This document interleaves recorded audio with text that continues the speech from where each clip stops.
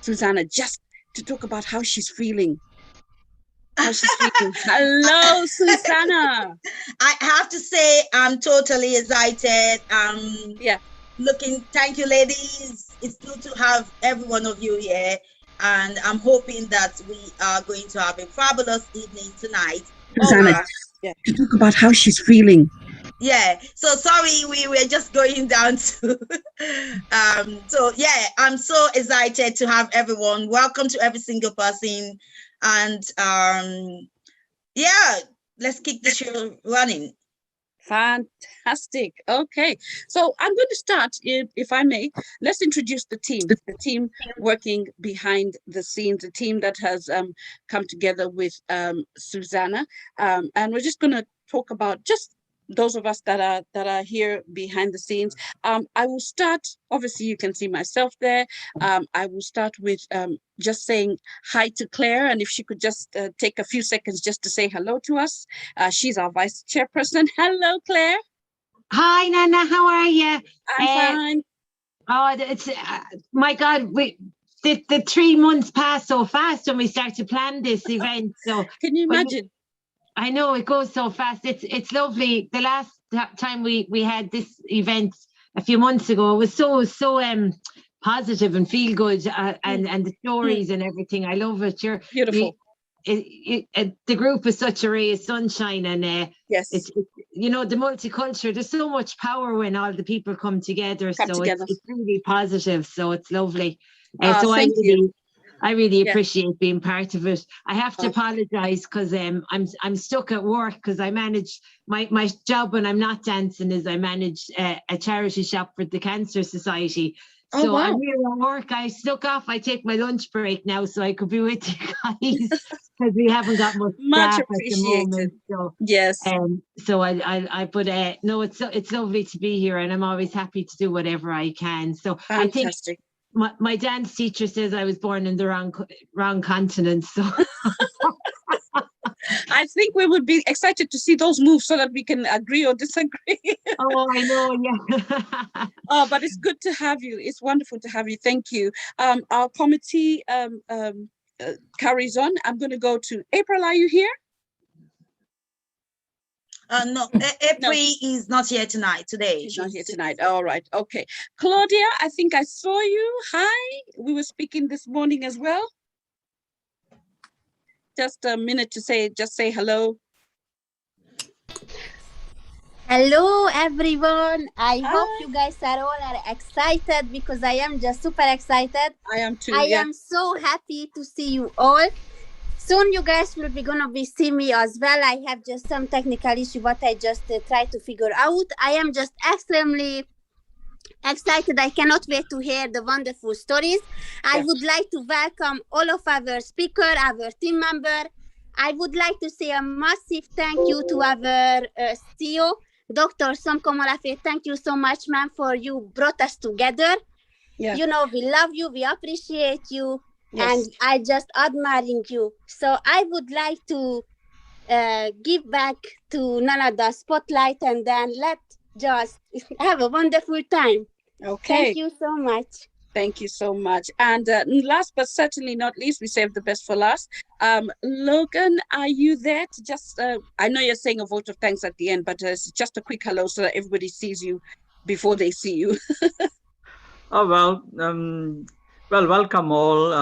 Thank you to Susan and all the, the chair and all the committee members and volunteers. And I know it's a beautiful Saturday out there. And this is, in fact, my third meeting for the day. So, yes, so people have been very active today. So I know a few of my colleagues couldn't turn up because there's another event going on at the moment. So people do tend to have divided loyalties, We have to appreciate that. Told as many people as I possibly could, and I'm still plugging it all night. I went to bed at 8 o'clock this morning. I was up at 10, so I had only about 2 hours sleep. Last minute dash. You never know. You might just get one extra person. Yeah. But nevertheless, welcome all, and it's another new year for us. And this summit will keep on going. It's a rolling thing. And to anybody who's new to us, come on board as well. And it's a matter of trying to create the awareness empowerment, and what women as a whole, can do for Absolutely. community and amongst ourselves and yourselves, more to the point. And as I said earlier on about, okay, it was a joke, about alcoholism, but there's a lot of abuse still going on. I just had a family split up only last week. Friends Dear. of mine, very, very close. Yeah, it just happened last week or the week before.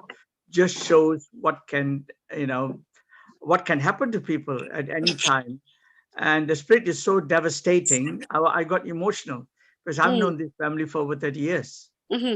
And it's very sad that mothers and daughters and is divided three ways. Okay. Imagine.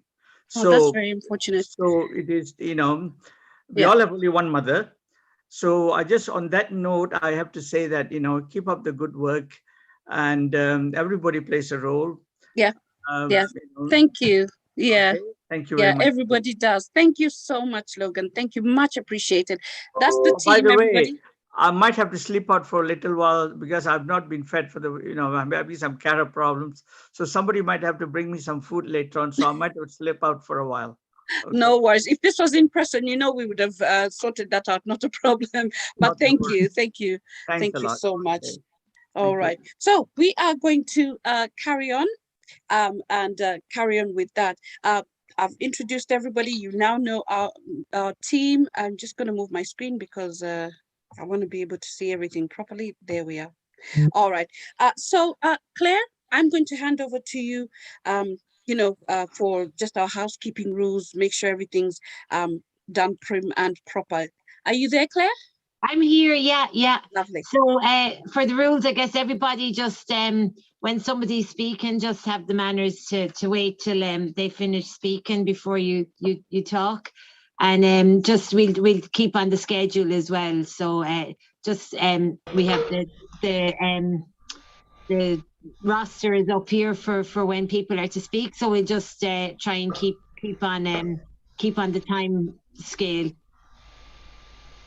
So I think that's kind of it, for housekeeping. Yeah, just we'll keep nobody speak out of turn, and just everyone will get a chance. Yeah. All right. Thank you so much for that. Thank you. All right. Those are our rules. Those are, if you're not talking, I will also ask to avoid the echo, to avoid that background, feedback. I will ask that everybody mute your mics if that's okay. If not, I'll try and see if I can mute it from here. But please be on mute. I think a message has also literally just come through with that. Okay. As you can see on our program, I'm going to hand over to Claudia for in case we've got any questions. And while we're sorting that out, our introduction of our chief host and initiator will be done by Claire.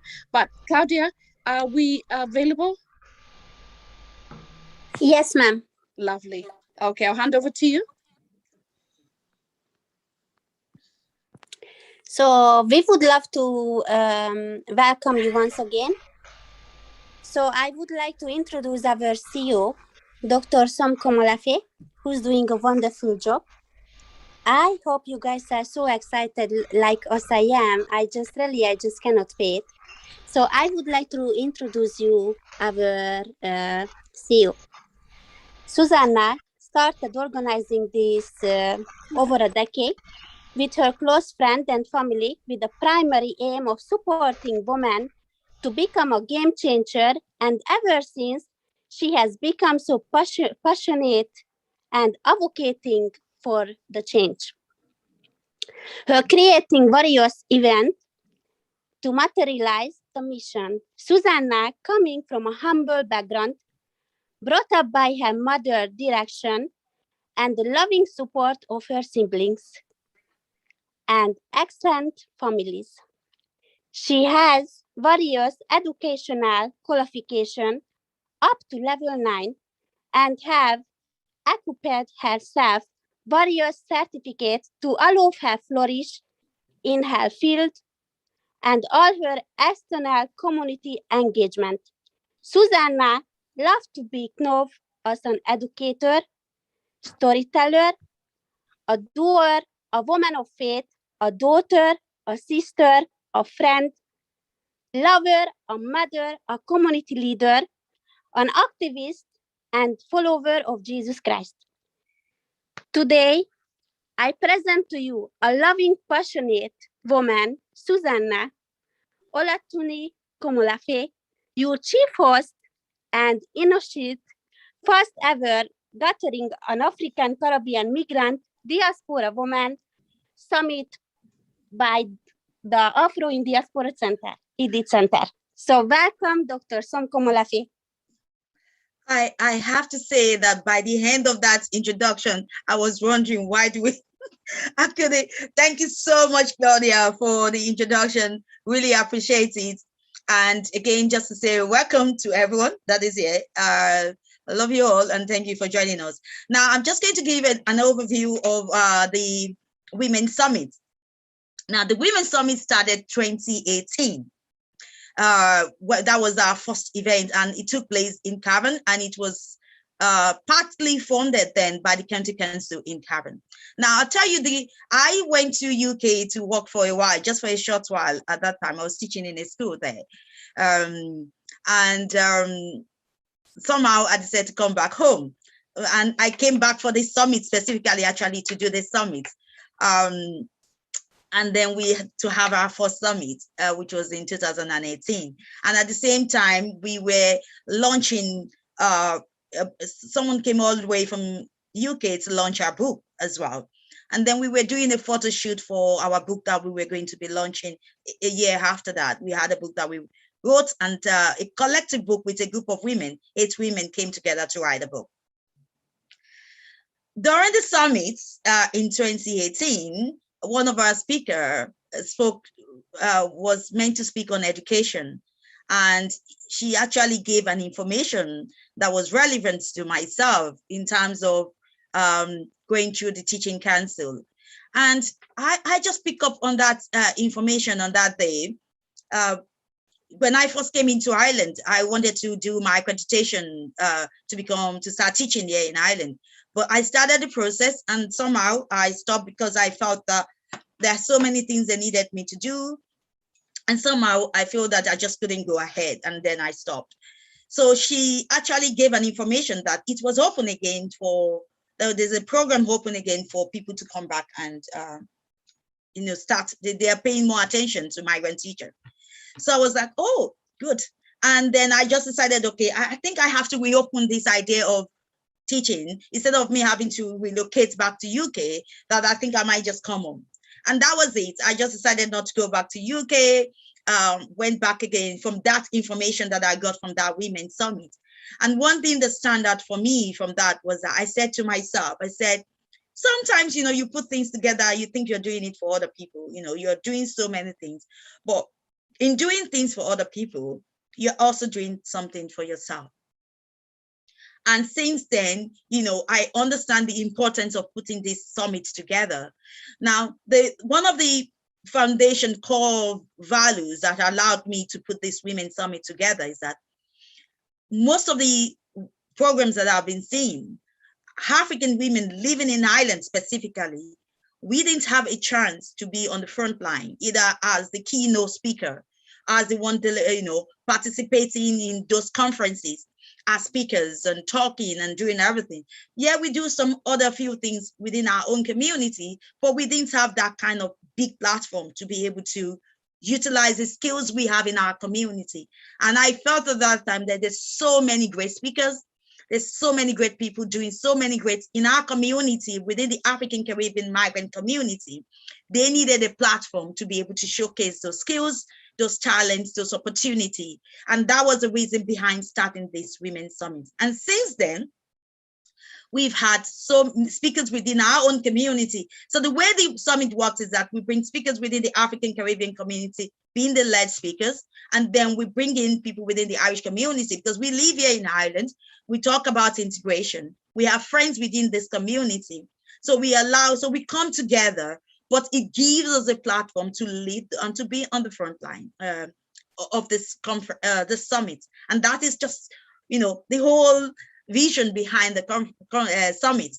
Then the other thing is about building our network. Like I said, I gained something from it. and I've been gaining something from it ever since the summit started. And the organization itself, the core value of our aim of our organization is to work with women in the community. And what better way to do it is to do this summit and bring women together to build their network. Women are powerful, but when we come together, we break mountains, we pull down, we can break all barriers when we come together. And when we work together in unity, in one accord, when we work together with core values that we hold as mothers, as sisters in our homes, and we bring it into our network, and it allows us to flourish. So those are the reasons, and that is the key motto, a key theme for this summit. It's about building our network. So today, and we've done this all along since we started this summit, is that, guys, drop your messages there in the your details in the chat box. Claudia is going to collate all those data, and we all keep connecting together. If you have any specific skill that you think is of value to us, please don't be afraid to share those values with us. You can drop your details in the chat box, and we will take, we will communicate with you. We will link up with you. We want to get to know you, and we want to utilize your skills among us, and don't be afraid to support each other. So it's about women supporting women. It is important for us that we do that, even though I know that women, we are really, really strong people. We say we are strong, and sometimes we really don't work together as much as we are. But this is the purpose of the summit, is to bring us together, to build a foundation of a solid network that allows us as women to flourish. So that is it. We've had this 2018, 2019, we also had a speaker all the way from America, London. Last year, even though we all know what happened last year because of the summit, was our first time of actually doing the summit virtually. And Claire, you were with us, you've been with us all the way. We still had it virtually last year. And it was a success. Well, we wanted to continue being a success, and we can't do that without you all. So what I will say is that this is a festival. This is a festival of women coming together to celebrate. Let us enjoy the evening. Let us keep our smile on. And thank you all for joining. And for those men that is in between us, I say welcome. I love men. I can't avoid not to say that. So it's good to have men in our midst, and I think we all do. Men are like children in our life. Do you understand? We can't do without them, even if they are not as good as we want them to be. But we can't do without them. So you are all welcome, all the men in the house. Thank you very much for joining us today. You're all appreciated. So that's me. Thank you so much, Susanna. I'm so sorry. I'm tickled. I am tickled. But if you don't mind, if you really don't mind, give me just a minute to, first of all, I appreciate everything that you've said. And I just want to pick up on one or two things.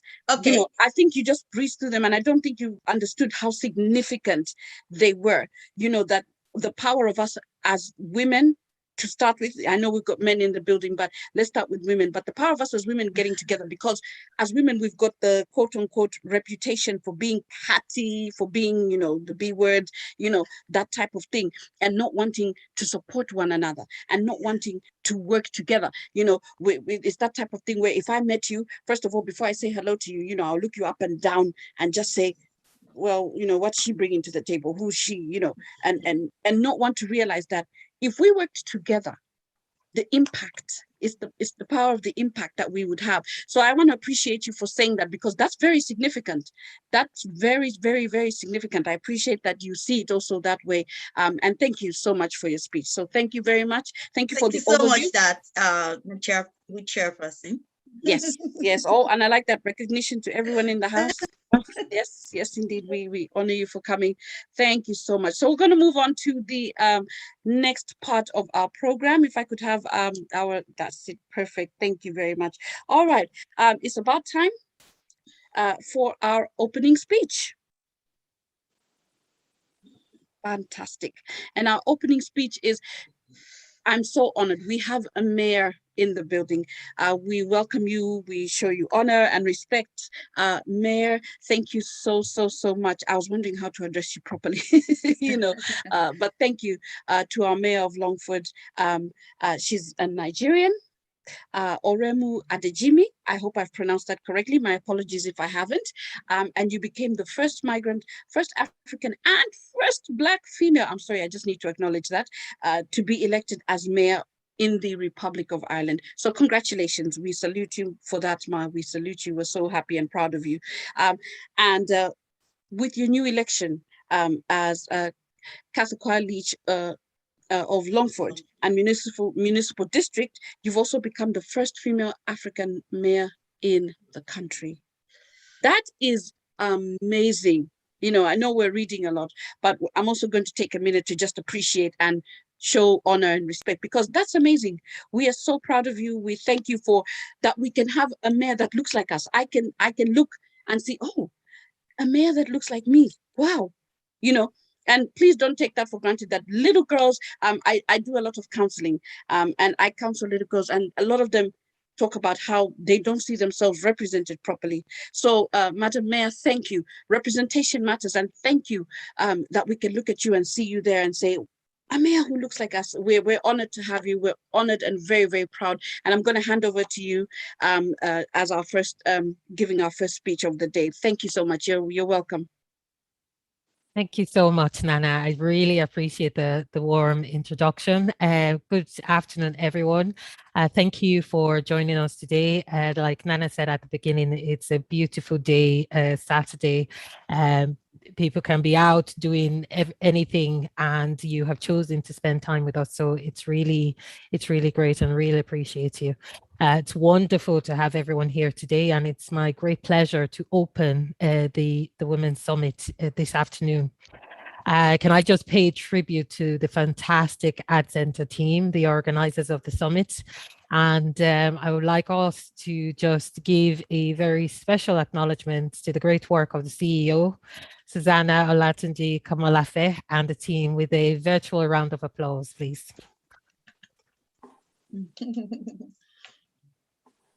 So I want to start by giving just some details of some scientific studies done by a man. Like Susanna said, we need the men with us on our journey. So a man did this study from, his name is Adam Grant from University of Pennsylvania. And what the studies revealed, it revealed two things.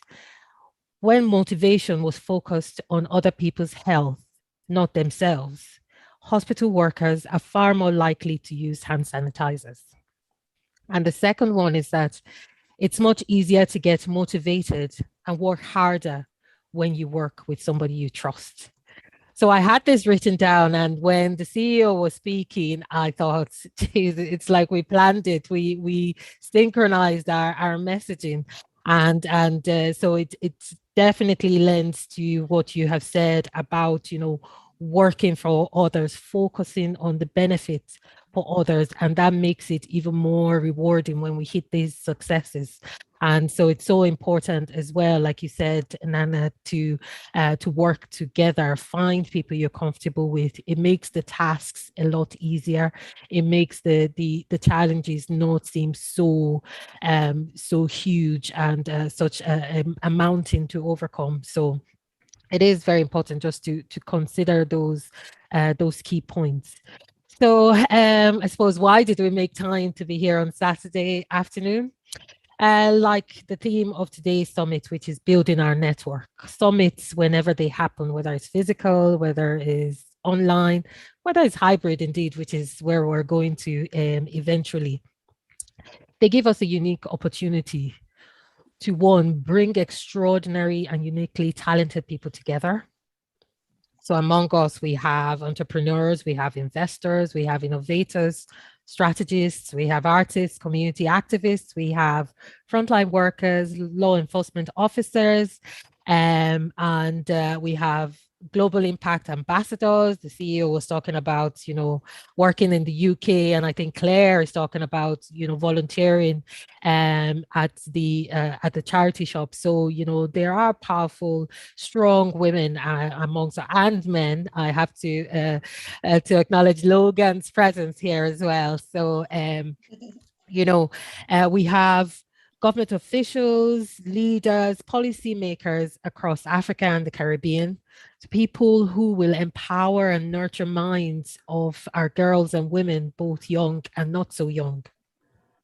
Summits give us an opportunity to focus on our intrinsic abilities and our expertise, our passions, our values, our humanity that inspires us to build bridges at the highest humanitarian, economic, and political and spiritual levels that will allow us to take advantage of opportunities and help us increase the impact of female-led enterprises in communities so that our dreams of positive change in the world can be achieved. Summits also helps us to collaborate, which is one of the main intentions of us gathering here today. It helps us to build our networks through partnerships, to create the key conditions that will allow African Caribbean migrant women to be architects of our own lives and for the lives of people in our community. So, let's take full advantage of being here today in this summit. And, like the CEO and Nana have welcomed people to put their details in the chat section. I want you to take it all down. You don't know when these contacts are going to come in handy. I'll add my own contact details in the chat box shortly. So just, harness your networks, nurture these networks, keep in touch with people, and you never know. I can't tell you the number of times networks have come good for me. My getting involved in politics is as a result of networking. My neighbor 3 doors down invited me to join my party, and that's how I became active. That's how I got involved in the community, and that's what led me to attain this position of mayor. So I don't take my networks for granted. Even if dropping my children at school, the parents you meet are networks, because you don't know who you're going to need to drop or collect your kids when you're not available. When I take my children to training, to sports events, I try and make friends with, coaches, volunteers, other parents as well, because, we need each other to survive in our communities. And women from various backgrounds and talents are gathered today to grow, to learn, to share with each other. And like I said before, this event is about all of us working together, we're sharing our ideas, and no idea is less than the other, because we all have something to bring to the table. And we can share good practice. We can ensure that as we work towards a prosperous world, nobody is left behind. When we work together in partnership, we achieve so much more, because we're working towards innovative solutions and we're implementing them for positive impact in our communities. Our communities are strengthened by our activism, by our volunteering, by our giving of ourselves, of our time, of our dedication, to make sure that everybody is happy. If everybody is happy, there'd be no antisocial behavior, there'd be no, what do you call this social media angst and all this negativity on social media. It just shows that people are hurting. And once we come out and work and encourage people by our actions, we will heal the world gradually. And women, we have that intrinsic ability to really impact positively in our communities. So this summit is also taking place at an opportune time, a time that honors the energy, power, and intelligence of women leaders. It recognizes our capacity and capability to take control of our lives and reshape the world that we live in.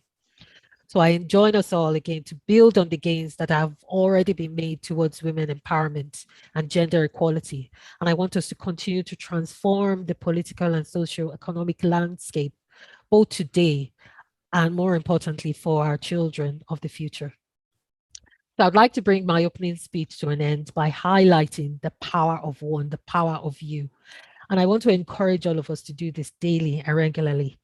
I want us to practice thinking of ourselves as individuals. Obviously, as you know, we have gone on in life, we have taken on so many layers of responsibility. So, I want us to strip all those layers out and just practice that every so often. And we won't be long realizing how disconnected we have become from our individual selves because of friendships, because of relationships, and because of responsibilities. Let us get comfortable with seeing ourselves as individuals again.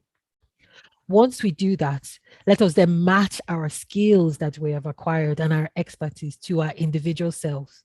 And when we do that, we'll discover that we are superhuman because we don't realize how much power, how much influence we have because we have those blinkers on that, okay, I am running my kids to school, but you are superhuman because you can drive, you can, I am giving advice to my friend because she needs it, or I'm supporting my friend because she's going through a tough time. Logan there talked about, a family breaking down because of the sickness of alcoholism, and I'm sure he has gone out of his way to support that family. There's so much strength in us that when we put that strength side by side with us being individual, we are indeed incredibly great. So once again, thanks to everybody for participating in the summit. I hope you all enjoy the summit and develop strong partnerships that put strategies, tools, and networks at the service of women entrepreneurs. Girl Mila Malagat Guler, and thank you very much. Thank you very, very much, Madam Mayor. We so appreciate it. I, if you don't mind, again, I'll also take some nuggets and just pick up because you've said so many things. I'm just like, oh, I wish I had pen and paper. I wasn't prepared. I needed to write things down. But I love, first of all, let's start with just even your testimony of if you hadn't, had a relationship, whatever kind, with your neighbor, then they wouldn't have asked you to join the party. They wouldn't. It wouldn't have then had that ripple effect of you being in politics and being mayor today. So I've taken that. That's very important because sometimes you think that, especially if you've got a friend who is doing things, bigger than yourself. Sometimes I especially with me, I just tend to like, I'll support you from the background, but if they invite you, if they put you in their world and stuff like that, like you said, I've learned now from what you've said that's powerful because you can then say, this is going to lead to that, and this would lead to that, and then next thing you know, you're mayor. So thank you so much. That's the most important thing is not to take even just the friendships that I have, just to think, because I think, oh no, they're in high places. So, I know we're friends and everything, but I'll leave them there. I'll leave them there. If they invite me into their world, take it with both hands and network and move on. So I appreciate that. I'm so grateful for that. Very, very, very good points. Very good points. I'm regretting not having pen and paper, but I'm glad we are recording, so we'll take lessons. We'll take lessons. Thank you. Much, much, much appreciated. I think we are going to ask if we have any questions for our mayor before we go forward. Hi, my name is Irene. I just have a quick contribution. Is that okay? Sure. Feel free. Hi.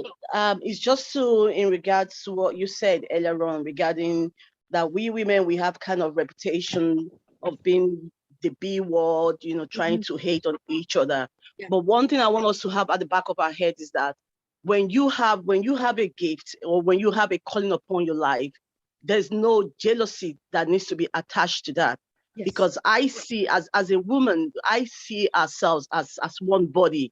So what the eyes can do, the legs cannot do, and what the hands can do, the nose cannot do the same thing.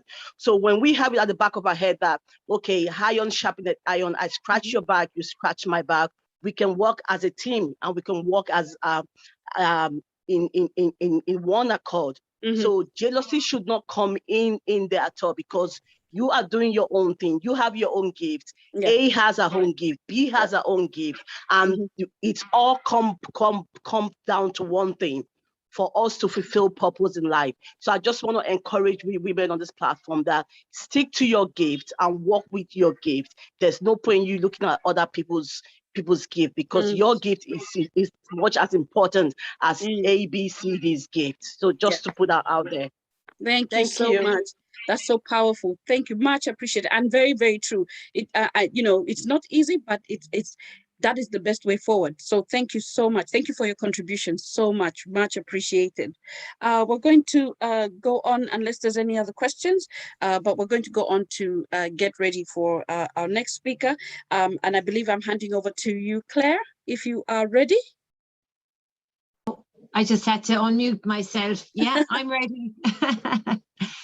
Oh, it's so lovely to be part of this, as I said, part of the summit. And thank you so much for inviting me. I feel quite honoured, to be brought in as part of the committee and everything. And it's lovely to be in the presence of the mayor.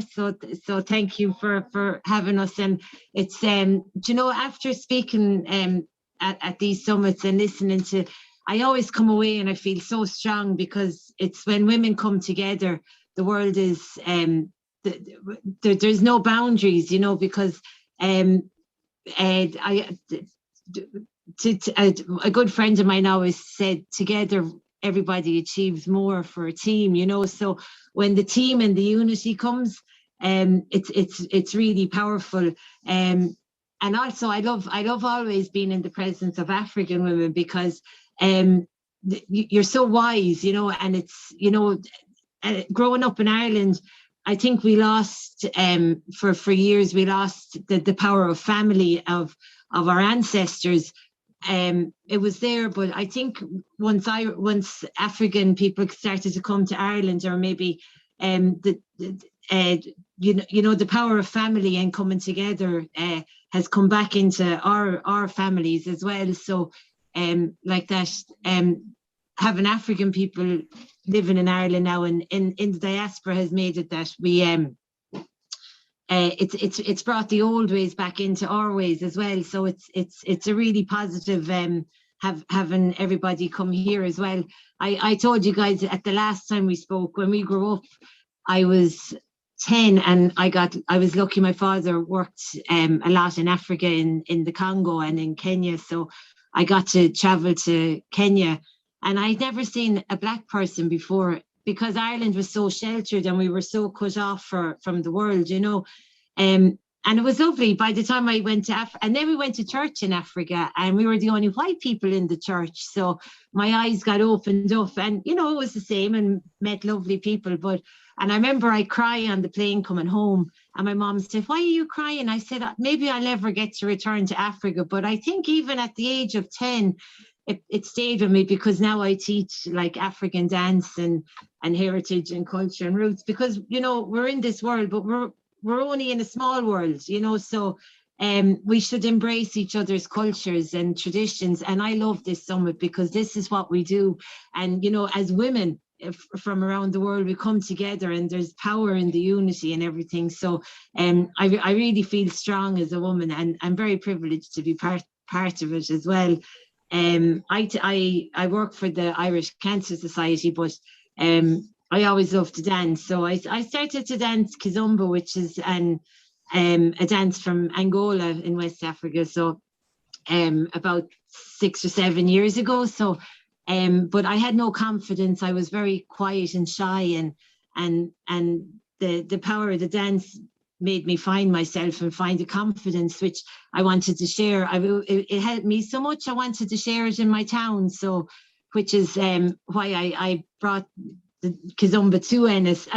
I never meant to be a teacher. I never thought I was going to be a big artist or anything, because I still work in the shop here, but I could just see the power of the dance, and also, when we grew up, we always, there was always war or famine in Africa. So Irish people are generous. So we send the money to Africa. So it's lovely for me now to be able to share the arts and the culture, the clothes, the music, and all the good parts of Africa, being a non-African, but being Irish. But a lady in the shop here from Ghana said to me one day, we moved to the West, and she said, we wear your clothes and we become Westernized. So it's lovely to see like Western people, wearing African clothes and taking on the African cultures as well. So yeah, you know, and together, like it bounces off each other, and it's lovely and it's powerful and it's yeah, it's positive. It's positive, which is what we like to have, you know. So for me, no, it's lovely, and the unity and bringing the communities together. Irish people were like we're an immigrant race, you know, and we were colonized by England. So much the same as what happened in Africa. So I mean, we were always traveled Irish people to work in other countries, and so it's lovely. I mean, the doors are always open here because we're the same, you know. So when people come to Ireland, you know, I think I feel they're welcomed and stuff. And in the shop here, the ladies come to volunteer, and you know, we have ladies from Saudi Arabia or from Iran and Iraq and Africa, and they share recipes and everything. So it's lovely. So, you know, next thing there'll be a plate of like desserts and cakes from one country, and another week there's some food from another country. So this is lovely. This is the power of being together. But women have this gift that they open up to each other. You know, it doesn't matter what race or what color you are or what age you are. We're all women, so we're one, and we're in one world as well. So yeah, so that's me, a little bit of me, and why I love to be part of the summit. So dancing. Are you doing the dancing for us, Claire? I actually have no music here, but I was just thinking there, because I had everything set up at home. But what we'll do is we'll just as we're sitting down, we'll just we lift our hands up. If everybody joins me here, just as here together, and we'll just lift up nice and slow, and take a deep breath out, and lift up again, and a deep breath out, and one more, and then just open your hands, and just and we just be glad that we're all together, and just give thanks to God that we're all here together. So amen. So there we go. Sorry, I have no music here, so at the moment, but the next day. So hey, the chairperson, I think we will go straight to the next agenda. And later we can have the music from Claire anyway. Okay. So are you going to go to the next speaker, which is yes, 2, which is I'll go straight to that now. Yes, indeed. So our second speaker, I need to move my screen because my screen. Can you see? Yes, now I can. There we are. All right. Our second speaker is, please forgive my pronunciation, is that Ogbeyalu Okoye. And when I read this bio, I was like, wow, I'm so excited to meet her. She's a forensic accountant and a risk and financial analyst. A former youth ambassador for One Campaign and Empower Women champion for change at UN Women. I know a little bit about being a youth ambassador as well, but she's also a former ambassador speaker for Amnesty International in Ireland. Born on the 31st July, you obtained your BCSC in accountancy at University of Nigeria. Congratulations. And specialized in forensic accounting at the Chartered Accountants Dublin. She also obtained her postgraduate professional qualification in international risk and financial analysis at the Dublin Business School and master's degree at the University College Dublin. In financial analyst, and she also has special qualification in the distinction in internal audit and compliance. You've also served in different capacities in NGOs promoting women empowerment, love that, and served as mentor for 3 years in Cherie Blair's Foundation for Women, and currently running an organization for women, WAAD, Women Global, which helps in mentoring and empowering women in Nigeria. And you're married happily with 4 children. How do you do it all? That's quite a balancing act. That is quite a balancing act. But please, we welcome you. We're happy that we have you here. So it's over to you. Thank you very much. It's a great honor to be here amongst powerful women. I would like to say thank you, Susan, for inviting me. It's a great honor to be here. When she invited me for this summit, I said to myself, oh my goodness, what am I going to say? What am I going to talk about? Sometimes it's all in your head, but most of the time you tend to fumble a bit, I would just go straight to the point. She gave me a topic, which I know I have dealt with for so many years. The role of non-governmental organizations in Nigeria, and that topic is very, very important to we Africans, and Ireland as a country that has actually opened its doors to different parts of Africa, embraced people from different parts of the world, especially Africa, most especially Nigeria, because I think we have a great community here in Ireland. And then we all know that an NGO is non-profit and it's voluntary as well. And it focuses on local, national, or international, issues. But I would say, talking about Nigeria and Africa as a whole, NGO has gone a long, long way to help improve the lives of rural women. And rural women are women living in the villages. They don't have much that the urban women do have. They lack education, healthcare facilities, social amenities like good road, transportation, and all that. And, most especially, there's really no help for them. And the only help they get is NGOs, which, come together with the government or with the communities and, help make a difference. But I would say that NGO work with they work with government, community groups, and the private sector too, to develop and implement programs, monitor and evaluate their progress, and they help train people to work in different areas and gain new skills. Also, NGOs are increasingly taking on the responsibility of implementing the gender equality, which is very, very important. And we hope that someday Africa and Nigeria as a whole is going to embrace this gender equality and, move on with the rest of the world. And they've been playing crucial roles in development projects, organizing and building projects. Talking about that, the SDG 5, achieve gender equality and empower all women, has always been, priority. It's one of the 17 sustainable development goals, but also it's integral to all dimensions and inclusive and sustainable development. In short, all the SDGs depend on achievement of goal 5, which is achieve gender equality and empower all women.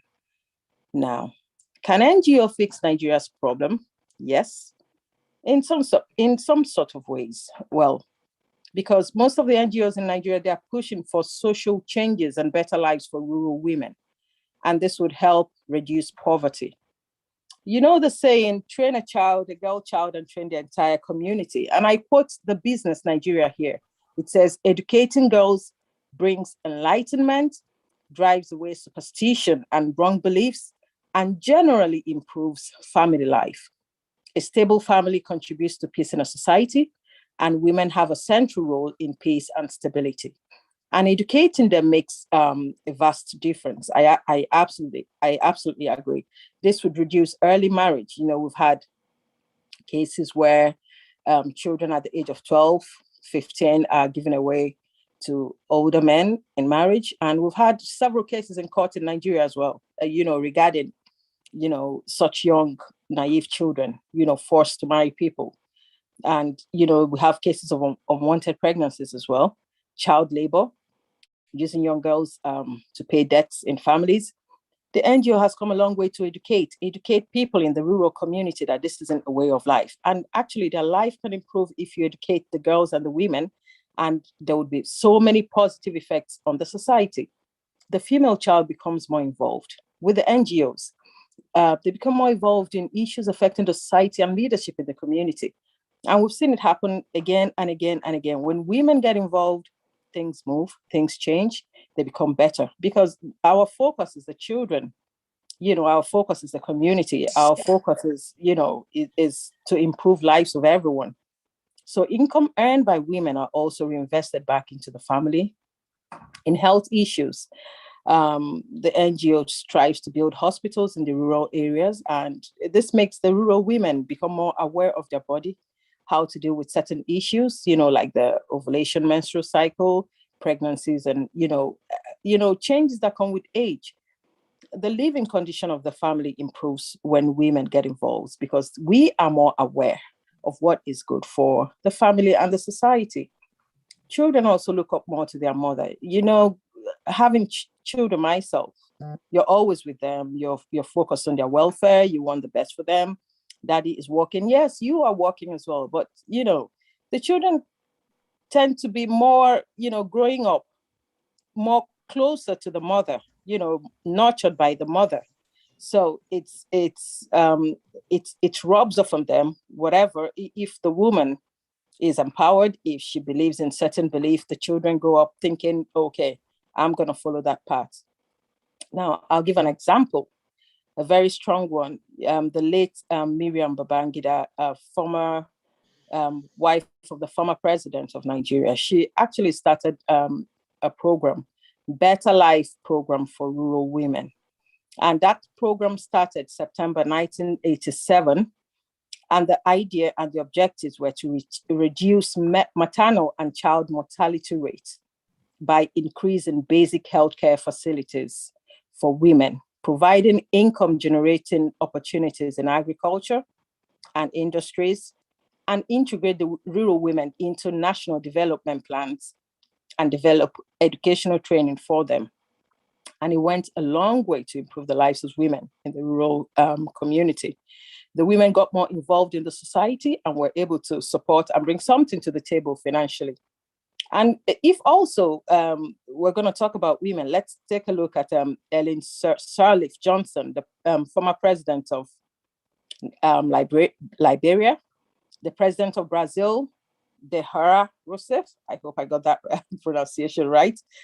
She is called the Iron Lady. Hillary Clinton, too, who was United States of America Secretary of State, and we have people like Oprah Winfrey, Folorunsho Alakija. Let's not forget our president, our former president of Ireland as well, Mary Johnson, if I'm right. Yeah, these are powerful women that have, paved path for other women and have actually given other women hope. And this is what the work of the NGO in most African countries, especially Nigeria, is doing, giving women hope that they can live and they can be better and they can actually hit and smash the glass ceiling and, achieve whatever the society thought maybe was unachievable because you're a woman. And I would like to end this by saying, these women have actually given us some sort of hope. In our economy today, we see a lot of women challenging men in politics. We have a lot of women expressing themselves better because of education, because of, exposure through the NGOs, helping them to stand on their feet and, fighting suppression and traditions that would subjugate women. The NGO, I believe, has really gone a long way to achieve that. Thank you.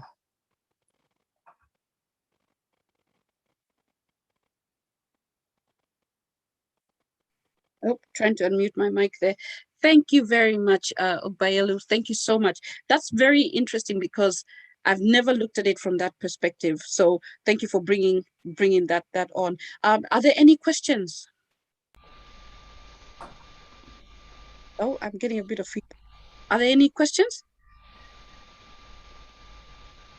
Okay. So in the absence of any questions, we're going to move on with the program.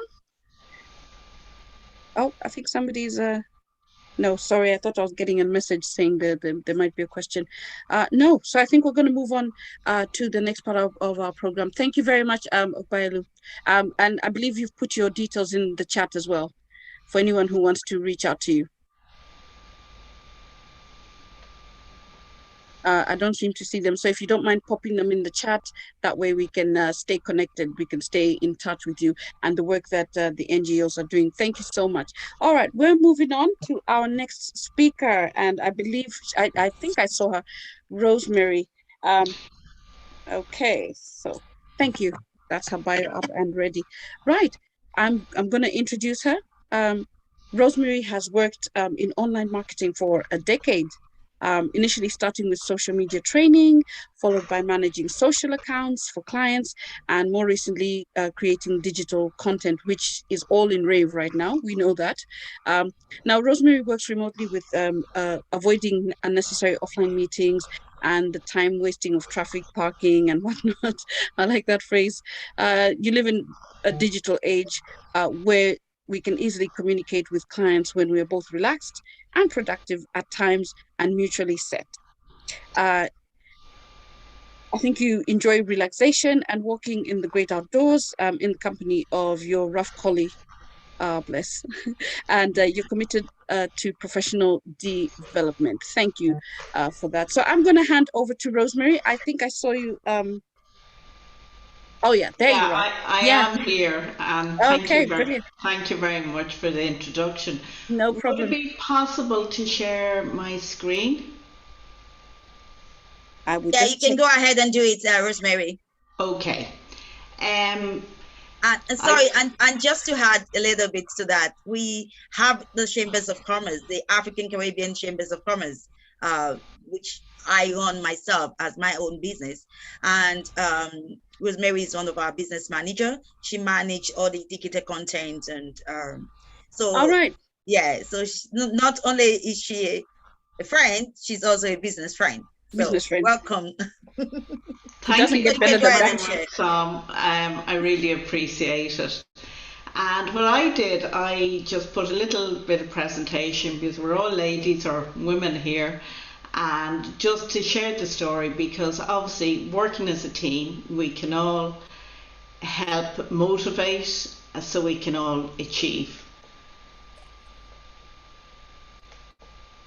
Now, obviously, for all of us to achieve, we need to dream. And there's no harm in a dream, because if we don't have any ideas, we won't actually do anything. And so what I'm saying, what is your dream? And think about what your dream is. But we also need inspiration. Now, if we can get inspiration from people we know, and one person that has inspired me was my mother.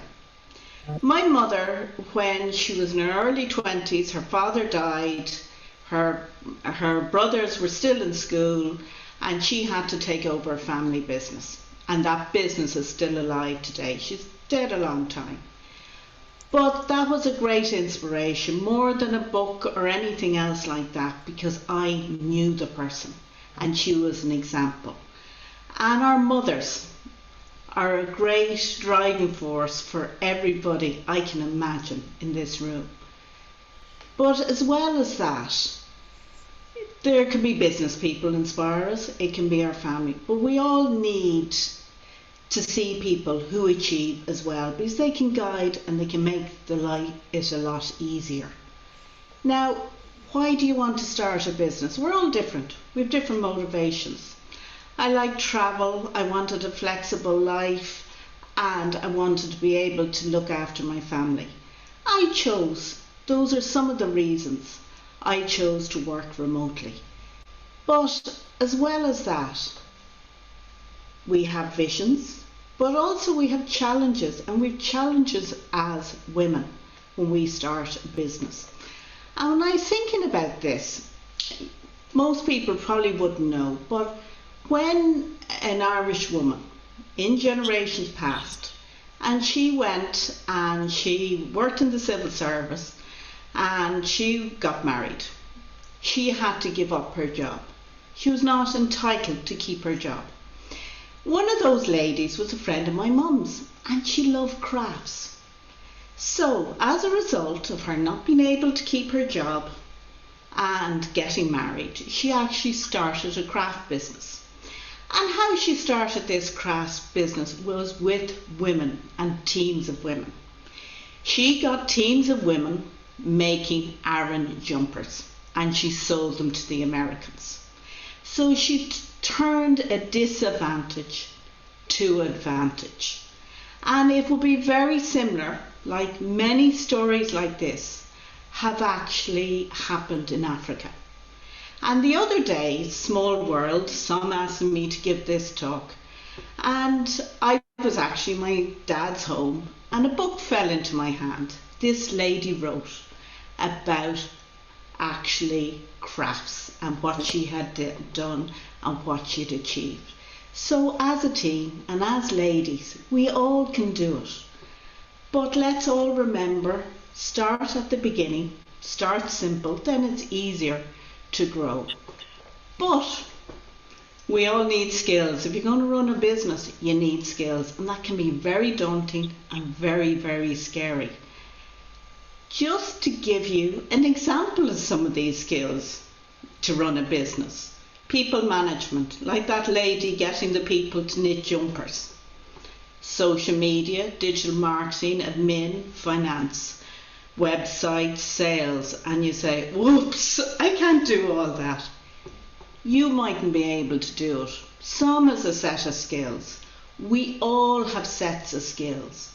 So why not focus on what we all can do well and then get help for what we don't do so well. By doing it that way, we can achieve a lot more. And isn't that what the summit is about today? And also, do not be shy. Do not be shy to ask for help. Why am I here? Some said, Rosemary, can you give a presentation? I said yes. What was the worst thing that would happen if I had said no to Sam? She would have known Sam. She would have picked up the phone or she would have gone on to social media. She would have done whatever. She would have got someone else. And I don't mean that in any disrespect to myself. But when you ask someone to do something, it's very simple, and I don't care what culture or who we are, say thank you. Because when we say thank you, what happens? People like us, and we ask again. They're much more inclined to help us. It's simple, but it makes a huge difference. And as my little story about the lady who ended up the craft business, quite different from what I do, that was a network. Equally, what I do is teamwork. You're creating a website. You have to get people to communicate, tell you what their business, and think of all the skills like Sam, she does her social media. It is all teams. And the better we communicate, the better we can get those teams working, the more we can achieve. So that's just my little story. I felt it was made a lot of sense to tell today for the summit. And may I take this opportunity to thank everyone. I can't tell you all about thank you. A special thank you. And I'm looking forward to the rest of the summit. And just quickly, as Sam said, my name is Rosemary O'Shaughnessy. And my business is digitalcontentmanager.ie, and I create websites and I create content and I work remotely. It's great, no traffic. I don't like traffic. So thank you everyone. So I've stopped sharing now.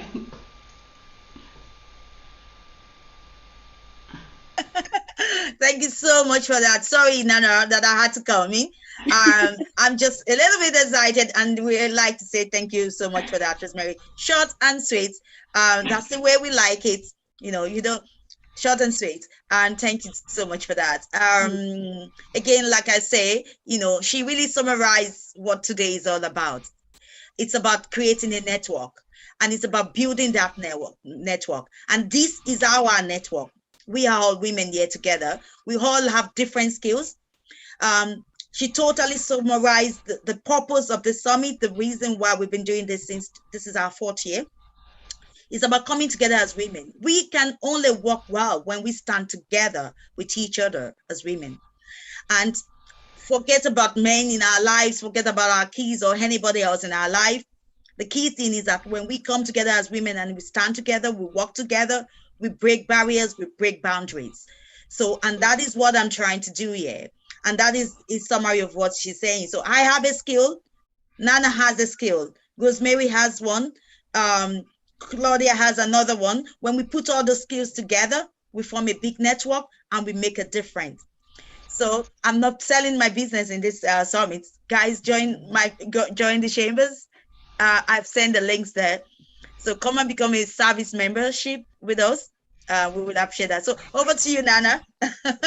All right, thank you. Moving on with the program. I think we're having, is it a musical break we're having now? I think so. And people can get a cup of tea, whatever they want to get. Okay. And I think our mayor is doing the music for us. Can you ask her if she's ready before I play yes, indeed. Yes, indeed. Our dear beloved mayor, are you still providing music? Is she still there? I'll have a look. Okay, I will try and get her back. She wanted to do a music, but I'll play the music we have. Okay. No, I don't see her. I don't see on the participants. Okay, that's okay. So we have a music here that was specially done for us. I will come right there. Good. Yeah. And yeah.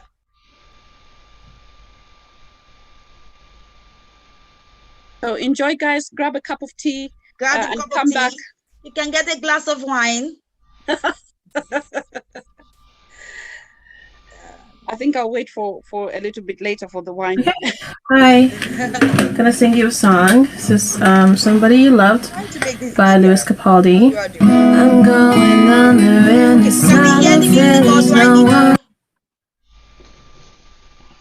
No, everybody hearing the music? Yeah, we could hear it. Okay. Yes, ma'am.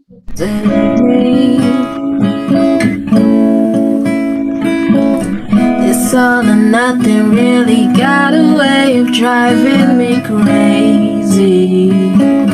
I need somebody. Oh, sorry. Can you hear?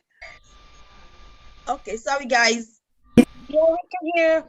Every time I say something, somebody to know, somebody to have, somebody to hold. It's easy to say, it's never the same. I guess I kinda like the way you numbed all the pain. Now the day bleeds into nightfall, and you're not here to get me through.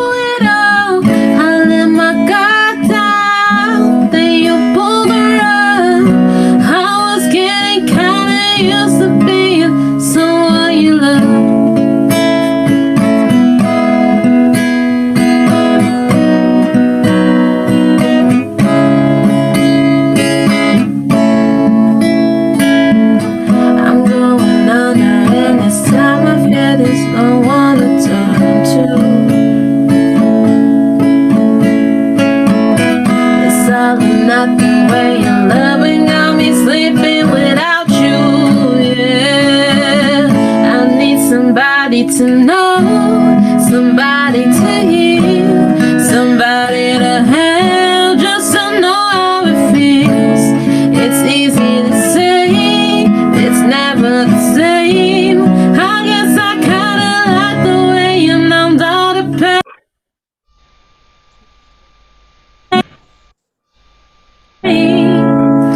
And now the day bleeds into nightfall.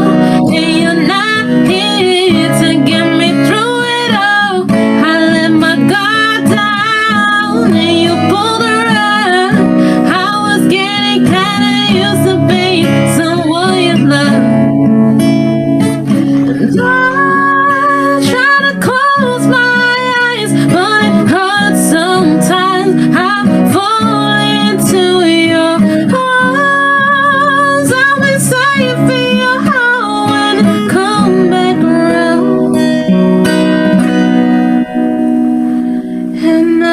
take me into nightfall.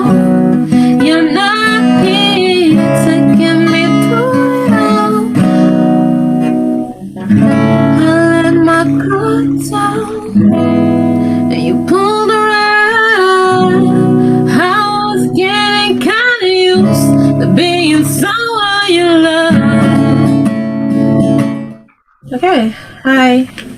Gonna sing you a song. This is Somebody You Loved by Lewis Capaldi. I'm going under in this time. I feel there's no one to save me. It's all or nothing, really got a way of driving me crazy.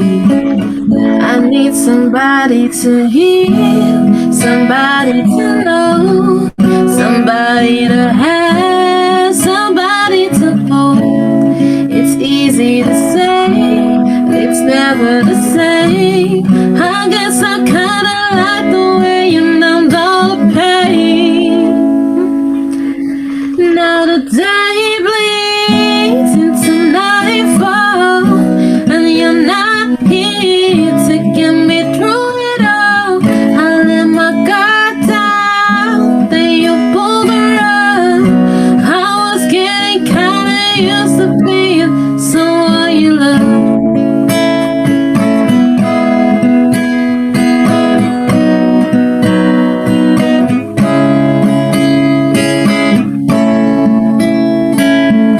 I'm going under, and this time I fear there's no one to turn to. It's all or nothing way you're loving got me sleeping without you. Yeah, I need somebody to know, somebody to hear, somebody to have, just to know how it feels.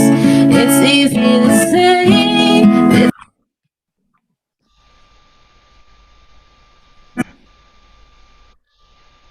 never the same. I guess I kinda like the way you numbed all the pain. And now the day bleeds into nightfall, and you're not here. Sorry, guys. Never the same. You're not here to get me through it all. I let my guard down, and you pulled around. I was getting kinda used to being someone you love.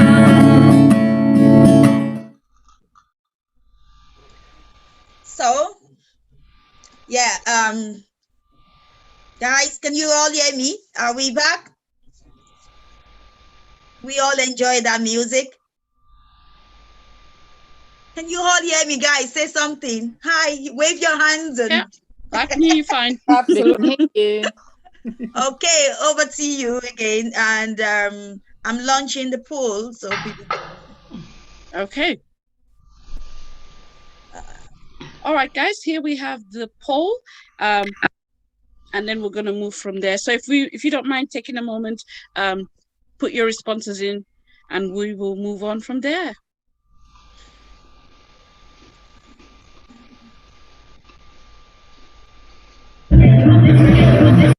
Later. Sorry, guys. Okay. Are you okay there, Nana? Can you see the poll? Yeah, I can. For the next speaker, which is Ruth Garvey. Yes. Yeah. Yes, I can. Okay. Welcome back, everybody. I hope you are refreshed. I hope you grabbed a coffee, right? And I hope you enjoyed the music too. Okay. We're going to move on to our next speaker. I don't know about you, but it's been quite an informative afternoon so far. So thank you to all our speakers that have spoken so far, and we're looking forward to the ones that are going to be speaking now. One of which is Ruth Garvey Williams. I hope I pronounced that right. And Ruth Garvey Williams is a journalist and author and speaker living in County Donegal. As an editor of VOX magazine, you've traveled extensively throughout Ireland and conducted research into issues like domestic violence and the treatment of women, such important issues. You're currently running a major research project into racism, and you've just completed a smaller study within your hometown of Buncrana. She's chairperson of mental health and suicide prevention charity Insight Inashuan, part of my pronunciation, and secretary of the Exchange Inashuan, which is a voluntary run community center and a community development charity. That is quite a bio. That is an impressive bio. So we're very happy to have you. Thank you for agreeing to come on. Welcome, and I'll hand over to you. Thank you so much. It's such an honor to be with you, and I'm so glad to be part of this summit. I managed to rush away from my previous appointment to get to you a little bit earlier than I'd hoped, and so I've been hearing some of the inspiring speakers, development NGOs in Africa, that great outline from Rosemary, and I'm really looking forward to what we have in store later on in the afternoon. Susanna asked me to talk about women building our communities.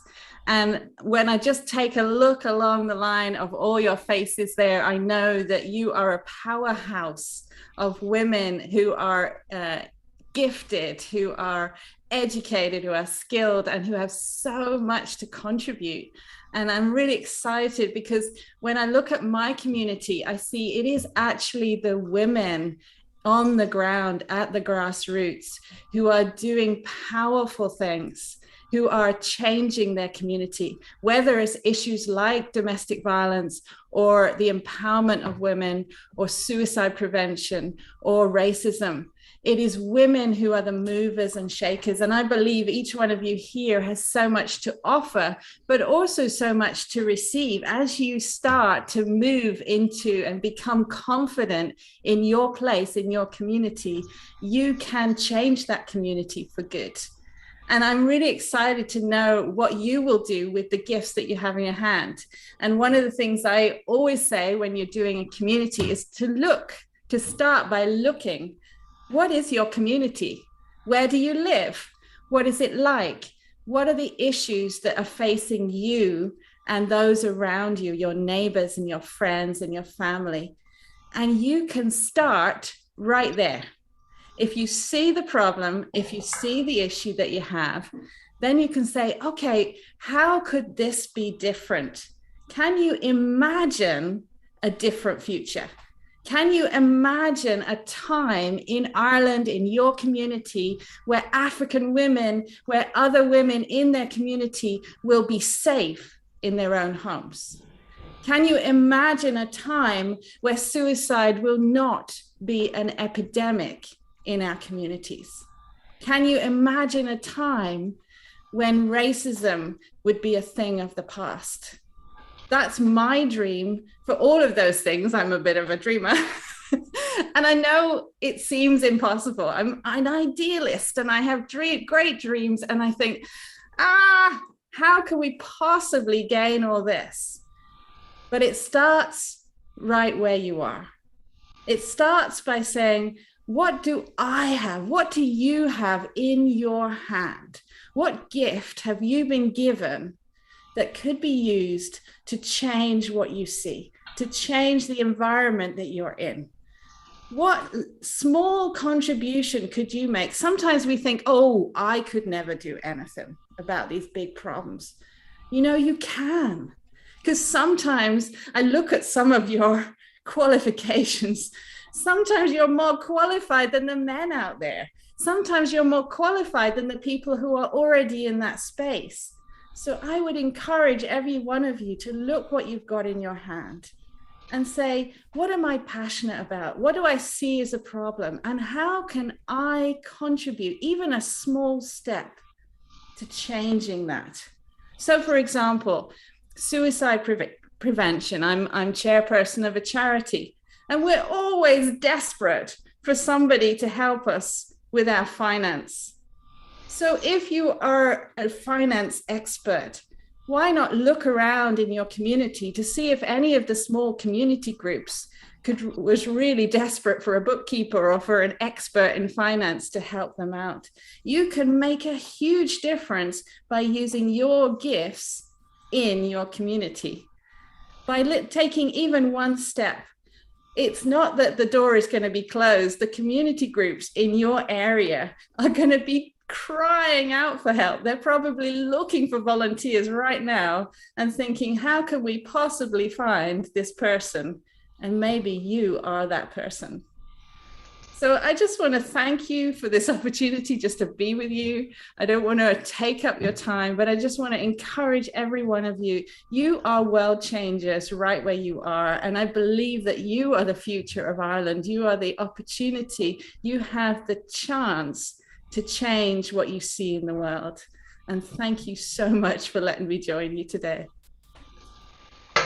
Thank you so much, Ruth. Amazing. You know, like you said, obviously there's so many powerhouse women in the building, and we've got Logan as well. So many powerhouse people in the building.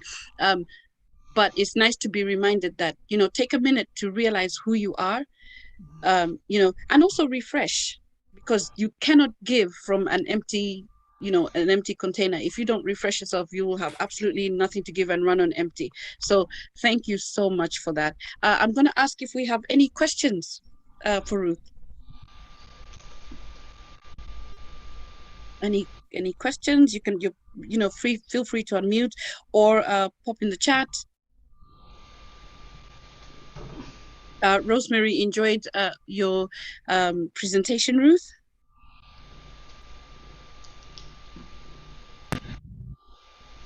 Okay, right. So with there not being any questions, we're going to go on to our next speaker, who's an author, Sharon Fevrier.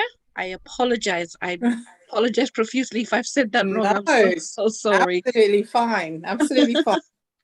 All right. Nice to meet you, Sharon. And I'm just going to take a moment to read your bio. Sharon Fevrier is a mother and first-time author based in Southeast London, hometown. Having worked in children's services with local authorities for 17 years, Sharon currently holds a role in special education needs and is passionate about helping people progress and find solutions to adverse situations that they're faced with. Do we not love that? Absolutely brilliant. Sharon was inspired to write this novel based on some of her real-life experiences. Of the twists and turns of love and life. We're excited about that. One main motivation was to encourage others to take heed of the red flags in relationships that so often pass them by, and to remind them that if they miss them, they can always restore balance through a persistent and preserve their true essence. That's absolutely brilliant. Your essence is resilience, independence, positivity, all of which saw you rise above challenges that were thrust your way. And when she developed visual impairment because of sickle cell disease. What a powerful bio and what a powerful testimony. Welcome, Sharon. I'm excited to hear about all of this. Tell us more. Thank you. Thank you so much. Right. So my name, again, is Sharon Fevrier. I am the author of Blossom Tree. This is my book, Heal. My lighting is not great, but the cover is here, Blossom Tree. So Blossom Tree was, I wrote and published on the 15th of March, 2018. So this is my third year of being an author. Very much, one of the reasons, or a couple of reasons why I wrote Blossom Tree was because I wanted to raise awareness of some of the topics within the book, such as domestic abuse, such as sickle cell, such as visual impairments, pregnancy, love and relationships. So again, a little bit about myself. I was born and raised in Luton, Bedfordshire, to Dominican parents. I'm a parent myself of a teenage girl, and like I said, sickle cell and a visual impairment. Another reason I wanted to write Blossom Tree was really to prove to myself and to others that despite having a visual impairment, I really felt that I was still able to do so.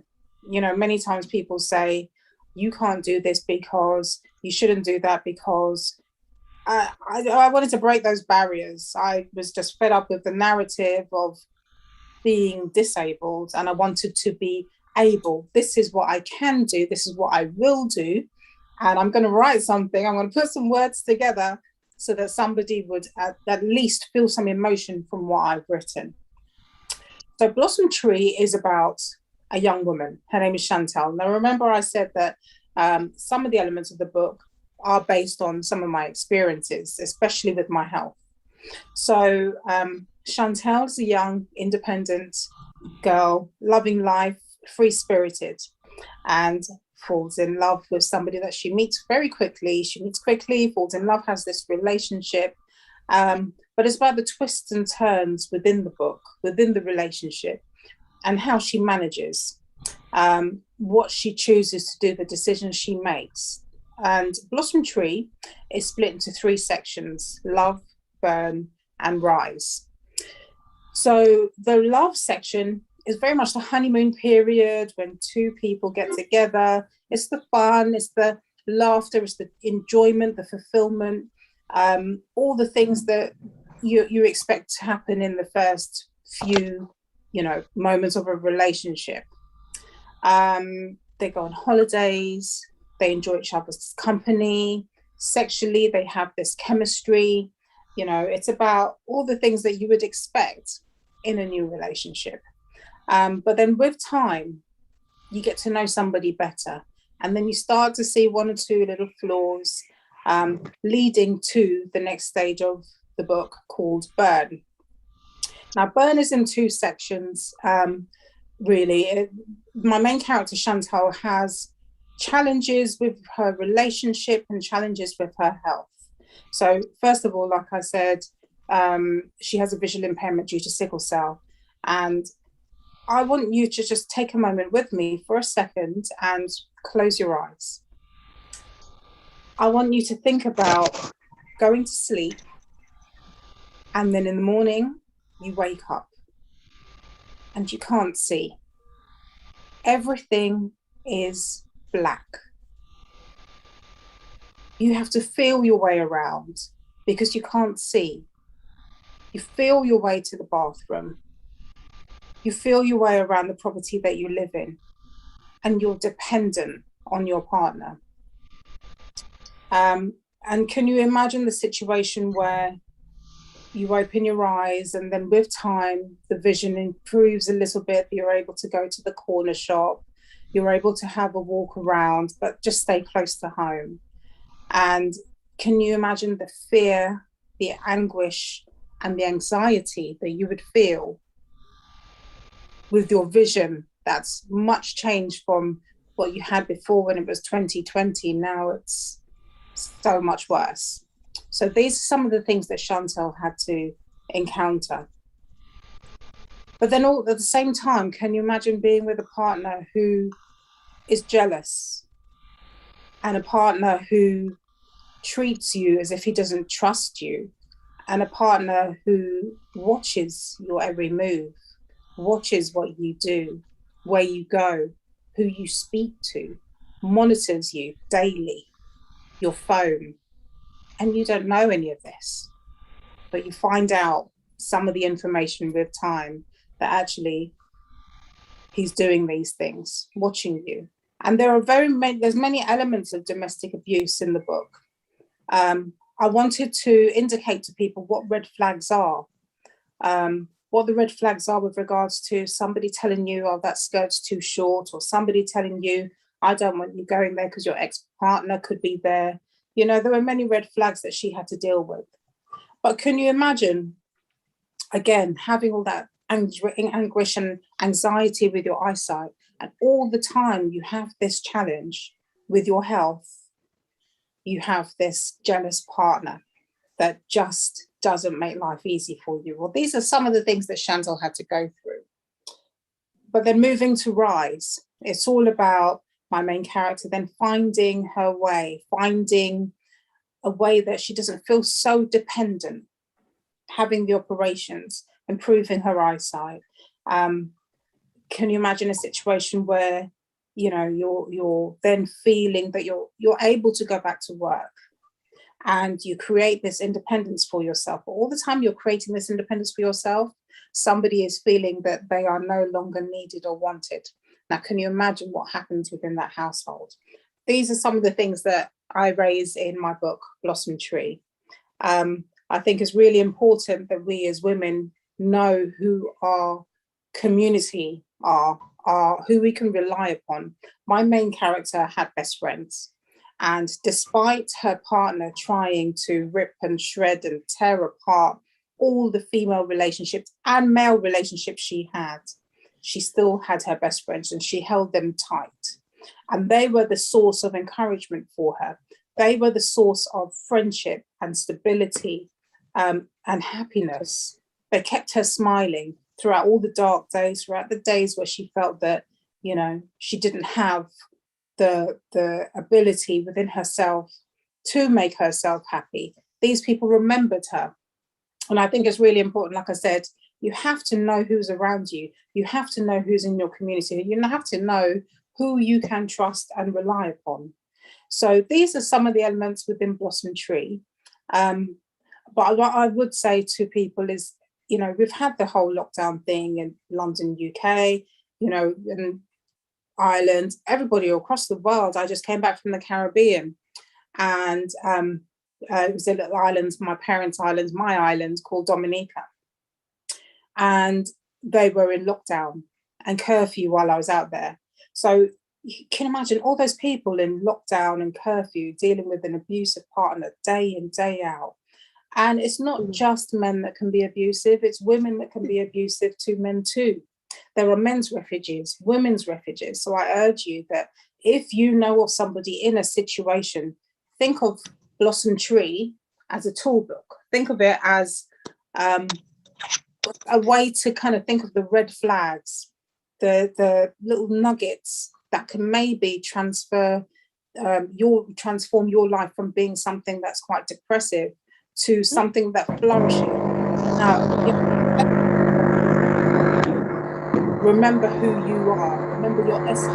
Remember who you are before you met that person. Remember who you were before you had that job that has stripped your life and soul from you.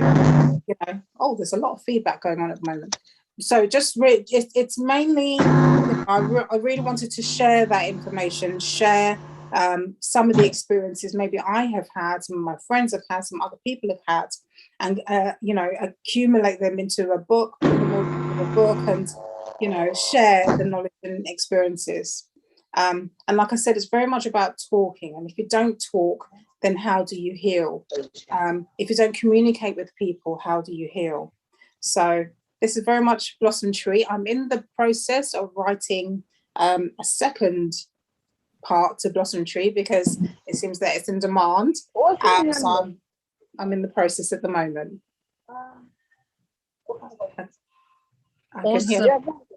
Awesome. Yeah, quite a little bit of feedback. But first of all, Sharon, thank you very much. I think you've touched on an issue that for me hits home, because especially when you talked about think about when we were in lockdown. I know that before my company went to working from home, we were working in the office, and not knowing that a little bit after that, when we were told you can work from home now, a lot of people were afraid because they were thinking, I'm in an abusive relationship, and if you say work from home, I'm going back. And so because I work in counseling, I got to realize some of my workmates, some of the things that they were going through. And to be honest, first of all, when you get over the initial shock, you then start to realize, how did I not see the signs? You then start to realize, oh my God, I'm working with you, sitting across from you. How did I not know that you're going through this? One of my workmates even had somebody who abused her, knowing that he couldn't abuse the places that would be obvious, the hands, the face, like where everybody would see that, oh, this person's getting beaten, getting abused, and that type of thing. And I thought stuff like that only happened in the movies. I really, really was that naive to think that that's the situation, and realized quickly, No, it's not, you know. And so when you talked about that lockdown, it hit a nail on the head for me. It really took me back, and I was like, wow, you know, because to me, all I was excited was about, yay, I'm going to work from home, and not thinking people are scared, people, and they came to us and their stories. So I appreciate you for sharing that. Guys, the important thing, as Sharon has said, talk about it. It is okay to say, I'm not okay, I'm going through this. It is okay. We need to save your life. What I would also say is, remember, there are different types of abuse. So much as we're talking about physical here, there could be sexual abuse, cultural abuse, financial abuse, neglect, you know, so many things, that emotional abuse from your partner telling you constantly, you know, you're not worthy, you'll never find somebody else like me. There's so many people there that stay in relationships, and it could be because of financial reasons, stability, you know, what will the culture, what will the community say, what will my family say? You know, they stay because of the children. And I understand all of those things, but at the end of the day, it's going to have a detrimental effect to the children if you stay in an abusive relationship, because they're going to grow up seeing that, thinking that's the norm.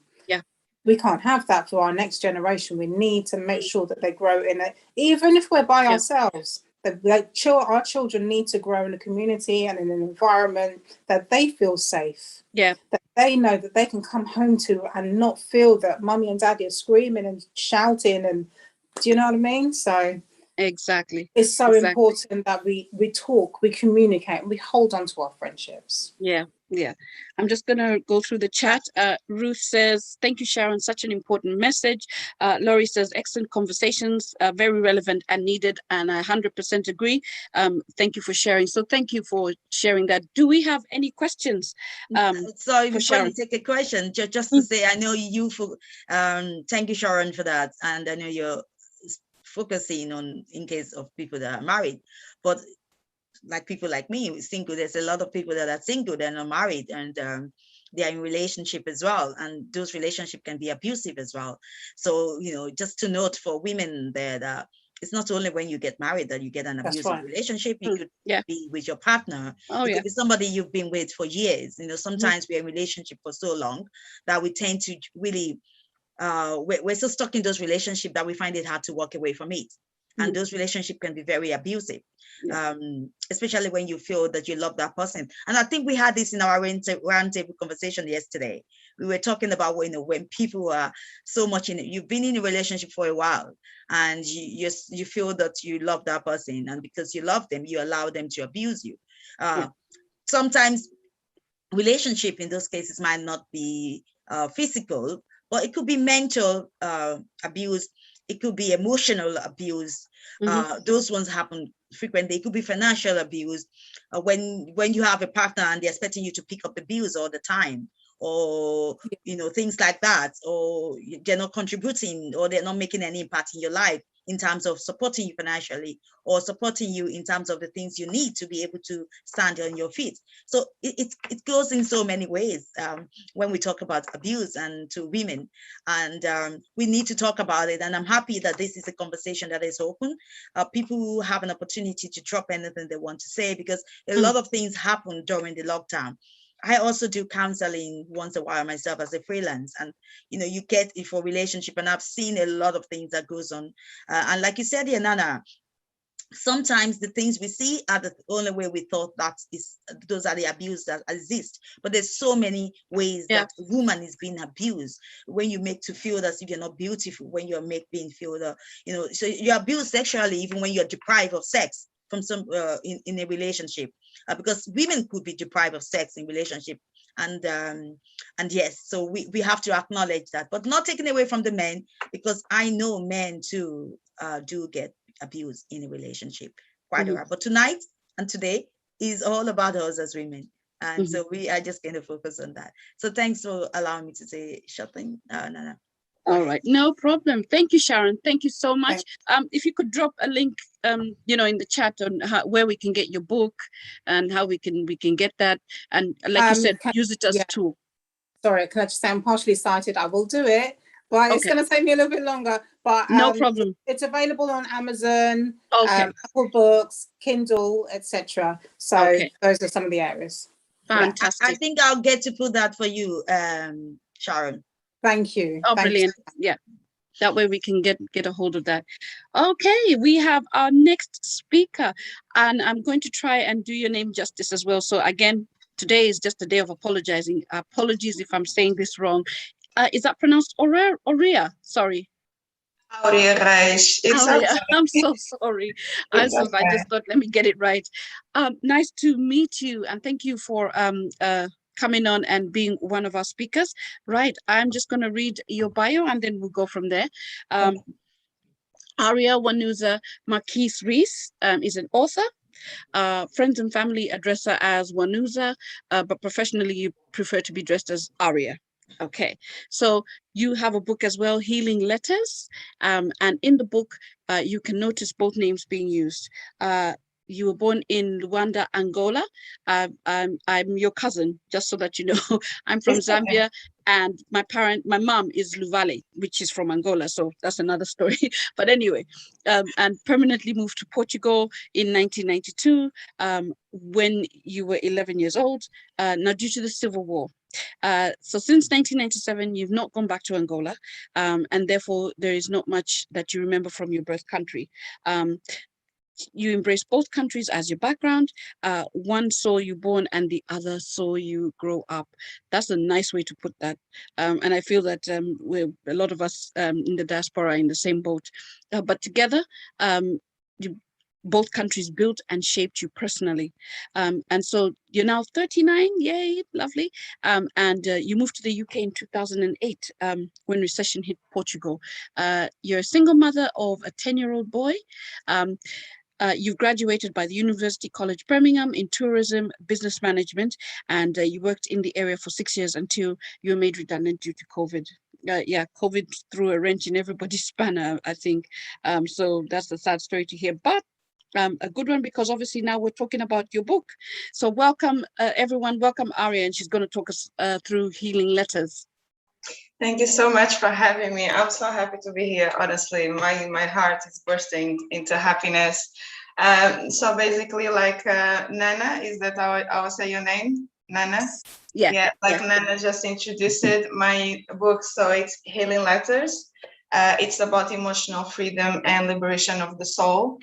It talks about subjects like Sharon's book as well, abusive relationships, experience of narcissistic relationship, postpartum depression, a bit of suicide as well. Talk about HIV, child sexual abuse. So the book is a memoir of my life. It's written in layers of letters to the people that have hurt me and hold me down for so many years emotionally. So I felt through therapy and as advice from my therapist to write letters to these people, but for my own release, to find forgiveness and healing. So today I could go on and on because it's too many subjects, but today I wanted to speak about motherhood because that's my last chapter in my book. It's addressed to my son. And I would like to start by reading a poem that I wrote to a magazine, Motivate magazine, but it was inspired on my last chapter on my book. And the name is Root of Strength, and it's for my son. I planned it and I desired you with all my heart. I felt every joy with each kick you gave me inside of my belly. I would talk and sing to you while dreaming about the day I could see your beautiful face. However, things became dark after your birth, and the complications I had during it left me traumatized for a while. Where I was supposed to connect with you, I disconnected. I could still feel love for you in my heart, but I could not get it out to you. A mother full of love, a child thirsty for it, and a gap between us that no one could explain.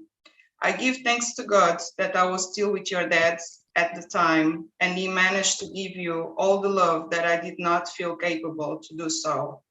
For 3 years, you two were inseparable, and every single day I felt jealous of the bond you both shared. Your father did try to involve me in that joys at times, but I was happy to just appreciate it from a distance and enjoy myself with your giggles. It was like angels singing in my ears. I know I had a problem, postpartum depression, but I never addressed it because of the fear of losing you. Your father and I are both immigrants in this country, and we were told that midwives could take you away from us if we did not seem fit to raise you. So every time I was asked if I was okay, I would put on a brave smile and reply, never been better. Slowly, I continued to die on the inside. I became a ghost. The only difference was I was still breathing. Everything became even worse when your dad and I separated. I threw myself at full-time work, so I did not have to deal with you. Every weekend was like a nightmare. All I wanted was to stay in bed all day and feel and do nothing. But there you were asking me, Mom, I'm hungry, or Mom, I want to go outside, demanding me to be something that I didn't want to be, a mother. Being that required love, caring, and patience, and I didn't have that for myself, so I couldn't help you. I relied on other people to do so, and I appreciate them for that. They helped me with you what I couldn't, and they allowed me to look for help for myself, therapy. At times, I saw you as a curse that your father left behind to torment me. Nowadays, you are my root of strength. Everything I do for you. Please forgive me for all the times I failed you, and be reassured that I love you more than I can ever put into words. My angel, my present of God. Today I'm successful because you inspired me to be better. Love, Mom. Sorry, I always get a bit emotional when I read this poem, but I just wanted to talk about motherhood because I come from an African country, and it was very difficult when you grow into cycles of your grandmother, your mother, where all you see is they working day and night to provide for you. All you see, love language is as long that you are fed, as long that you have a lovely home, safe home, as long that you are dressed, that's enough. And so I hated that in my mom, and that's a strong word, but I hated because she was never there. And then I fall into the same cycle because I felt that's what motherhood was. And then after that, I separated from my son's dad when he was 3. And that was even worse because he was the one holding my son because I was into my postpartum depression. I couldn't talk about it. I was afraid. And that's the first thing I want to say is when you are in another country, sometimes you feel afraid and you tend to listen to people who don't have the knowledge. They have the knowledge that they learn from themselves, but it's not the correct knowledge. And I so regret not going when the midwives were coming to my house, not talking specifically to them and listen to people that had no knowledge of it. And that just extended my problem. And so when he left, it was difficult. I threw myself into work. And then I was 2 years separated. And that's when I fall into an abusive relationship, because what happened was I felt that because I was a mother of a boy, what do I have to raise my boy? How can I can raise a boy when I'm a woman? So I felt that he needed a father figure, and everyone, African friends, special older people telling me, you need a man in your life to help you raise your boy. So I ended up falling into an abusive, narcissistic relationship. It wasn't physical, but it was emotional, but he almost took me to the mental hospital because it was bad. And then through therapy, that same relationship, because he was a psychologist, believe it or not, that same relationship, he noticed that I didn't have a bond with my son. And so he started giving me books. He advised me to start therapy. And through therapy, I found a new, different world. I started bonding with my son. I started working on myself. And that helped me grow, start loving me myself more. Then I realized through therapy that I don't need a man in my life. what I need is great male roles in my son's life to help him see what a man is supposed to be, a great man, hardworking man, man with moral values, man that what they say is what they do, treat women with respect. And so that's what I did. I create a village behind my son and myself, friends that are married, that have kids, and their kids are great and the husbands are great. And I put my son to karate. Martial arts has done miracles to my son. And he was a shy person because he was being raised by a broken woman, and I'm not ashamed to say that anymore. So he was shy, he used to stutter at school, he was behind, he didn't make friends easily. You talk to him or face him straight in his eyes, he would start crying because he didn't like people looking into him. And soon I started working on myself and loving myself more. Me and my son start navigating through each other because my son didn't even like to be at home on the weekends with me. He was always asking me to take to my friend that used to take him care of him when I was working and I was late. And so after that, we start bonding, we start enjoying being together more. And today, if you see him, he's a chatterbox. He's just an amazing kid. And just today, he published his first book as well, which says, feelings and how I deal with them. So, like I think someone already mentioned before that when you're raising kids and you're not well yourself emotionally, you know, it reflects on your kids because they see you. You think that they're not seeing because they're not saying anything, but they are. I now take time to talk to him. Dinner time, it's very important in my house, sitting on the table, talking about your day, your feelings, what's going on. It's very important for me to have quality times now. I reduced my hours. The money is less, but the quality time I have with my son, it's amazing because one thing I learned, kids don't understand money, they don't understand bills, they don't understand anything else, but they understand this quality time. They love language, it's time. And so soon I learned that, everything's changing in my house. And if you see my relationship with my son, before he was always asking to go to other people's house because he didn't want to be at home with mom. Now you ask him, do you want to go spend the weekends with your cousins? And he'd rather stay with me. And that for me means a lot. Sometimes it annoys me because I want to have some quality time alone as well. But at the same time, it means that he's comfortable around me when before he wasn't. And just to think about that is quite sad. But today, I just wanted to leave that message that we need, when you have children, we need to work on ourselves. We need to be comfortable with ourselves. It's okay to ask for help because when you don't, what happens? You scream in silence, you cry in silence, and you just feel that you have to carry the world on your shoulders, and that's not right. I don't even like people telling me you are a strong Black woman anymore because I heard that for so long. People saying, "Oh, I don't know how you do it. You're such a strong woman, such a strong Black woman." And then I started living up to that, and that was the fail of all things with myself because I felt like I had to prove myself to everyone at all times, and it just came to a point where I gave up. I took out all of that skin, all of that African beliefs that I had, and I put on a new skin that it's a human skin, a skin that allows me to be vulnerable, a skin that allows me to scream when I have to scream and people are hearing. And I'm not afraid to ask for help. I'm not afraid to cry in front of people. My friends, I had friends that know me for 15 years, and until that time, they never saw me crying because for me, it represented weakness. Now I'm a crying baby and I almost cry here 3 times. So that says a lot. Thank you so much. Thank you so much, Aria. Wow, is the first thing I'm going to say, that the way you were able to articulate and write that poem to your son, and no doubt that's going to be embedded in him for life. That's going to be embedded in him for life. He's never, trust me, he will never forget that.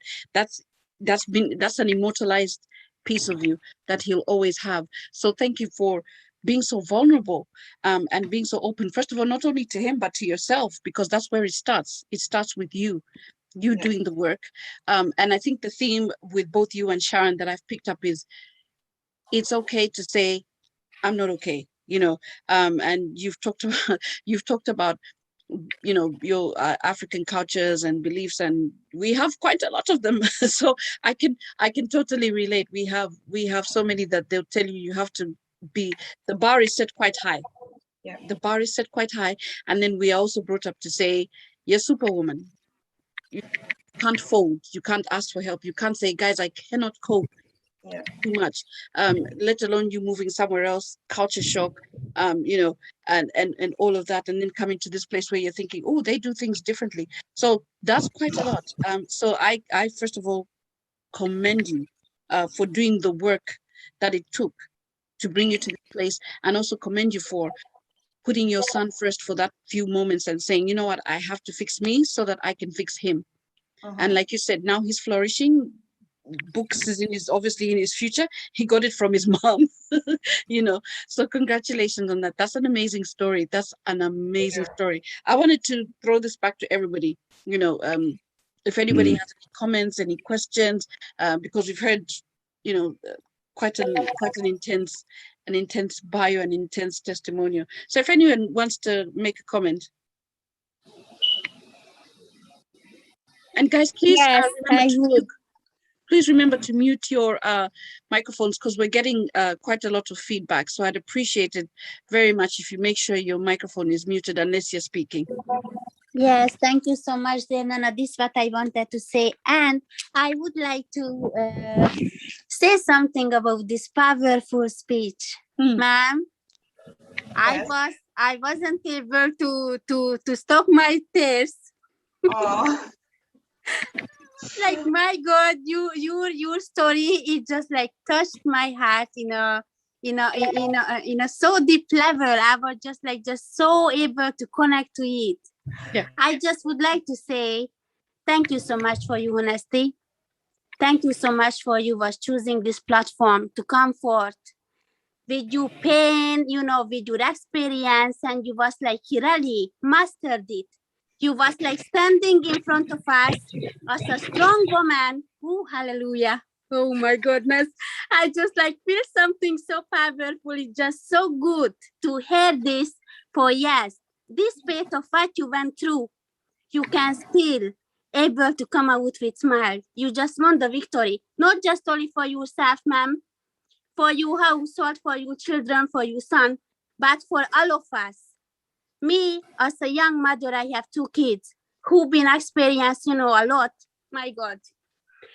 It's just so good, to hear other powerful women like you, who's able to come forth, step in front of everyone, and let us know, you know what, girl, I've been there, and I come out it.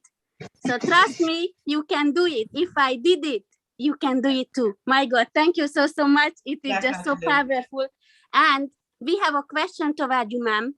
Okay. If you allow me, I would like to ask, since you mentioned, what the importance, to having a time with our children. I know, people saying, every age group, have a different needs, a different approach, how we can approach our children. I have 2 kids, age 5 and age 11. So I don't know, if I able to fit in the category, but I would love to learn, for the future, because the time is flying. So may I just ask, what is your best advice, how we can tune in with our kids to avoid the problem, for they want to run away from home. It really was so nice to hear your son preferred to stay with you on the weekend, go to somewhere else. And our youth really need this time. So I would love to know what is the key for this. Could you share with us, please? Well, thank you so much for your speech. Honestly, thank you so much. I really appreciate, and that's one of the reasons that I almost took that chapter from my book, but I thought it was important for other mothers to realize that we're not superwomen at all. We're just versatile and we just do everything at the same time because that's what our God created. But we're not superwoman because I think superwoman don't feel tired and I'm exhausted all the time. So just putting out there. In your case, what I would say, because I had a friend that just asked me that recently because she has 3 kids and 2 boys and 1 girl, different ages as well.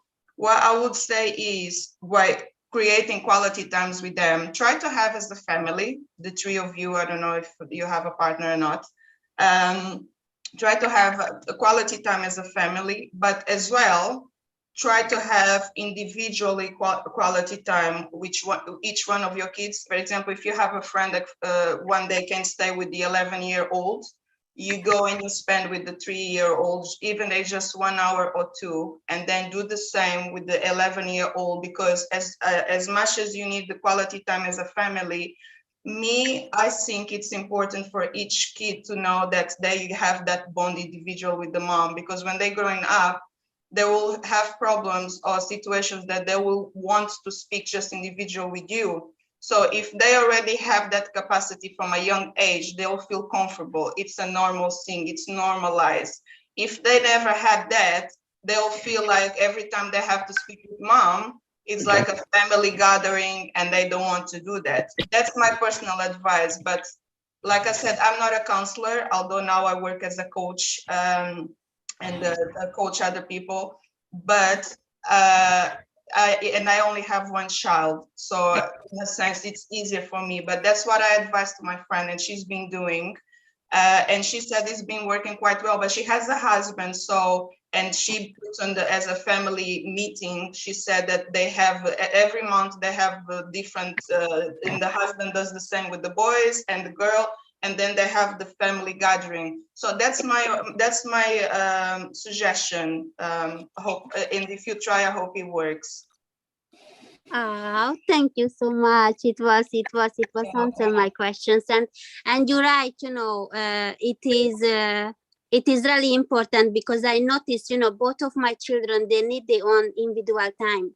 Yes, we have our time together, but at the same time, there is just like a need for they just mommy and me alone. Because what happened as well, you want them to be friends because there's quite a gap between them. And you don't want to be jealous. So if they have that individual time with you and then there's the family bond as well, there's no reason for them to be disputing mom, who has more attention, who doesn't have more attention. But it's a conversation that you should have from the beginning with all of them and not just start doing all of a sudden. In my house, we have the circle of trust where my son, when we have once a month, where he's even allowed to swear. I don't swear, I never see my parents swear, but if he feels like he wants to take it out, he's allowed to. And then when we finish that, it's like the conversation. I'll say what I have to say, he say what I have to say, even that I'm upset. It's like what happened in Vegas, stay in Vegas. Soon I said to him, do you have anything else to say? He says, no. Mom, do you have anything else to say? No. The conversation stops here. We're not allowed to talk anymore about that. It doesn't matter what we talk. And it happens a lot. And so my son sometimes has too much voice, which I like it, but sometimes I'm like, you know what? That's what happens when you give too much freedom to your kids to talk. I love it because I know exactly where he stands. If he has something to say, he will tell me. I know exactly what's going on his heart, on his mind, because he feels comfortable to talk to me. And we have a good friendship. I always say to him, your best friend in life is me. But there's a line where sometimes I need to stop being your friend and be your mom. And he sees in my face straight away, because sometimes it's not what I say, it's my face. And he knows straight away. I don't even have to say much. Soon my face changes. He knows he has to be like a military, like in, okay, mom, sorry, so it's about building, but it was a process of a year. It doesn't happen day to night, because you were one person, now you're working on yourself and you're trying to become another person, a better person for your kids, because my son didn't ask to be here. I chose to have him, so he deserves you to work on yourself every day and be the best mom that you can be for him. Not a perfect mom, just a great mom and loving mom. That's all I can say. Wow, thank you so much, ma'am. We truly appreciate you. I learned a lot. Thank you. You're welcome. If anyone have any question, please drop it to the chat box. Thank you so much. Thank you. Thank you so much, Aria. Thank you so much. Som, if you're trying to say something, you're on mute. And guys, sorry, I'm still getting feedback. Yeah, I'm trying to figure out where the feedback is coming from. Augustine, are you ready for the live music? Augustine? Augustine, can you hear me? You need to mute. Are you ready? Yes, please, I'm ready. Hello? Hello? Yeah, we can't hear you very well, but if you're Hello? ready.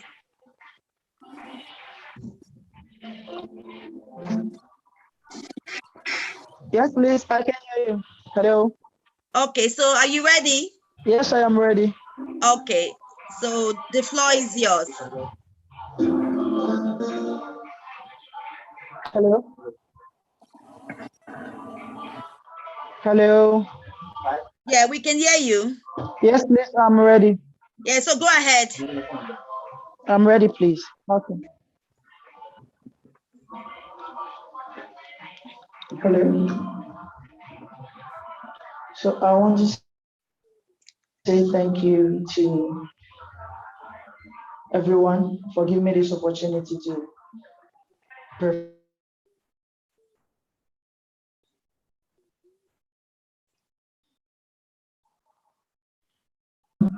all African women, all Caribbean women, women all over the world. Thank you.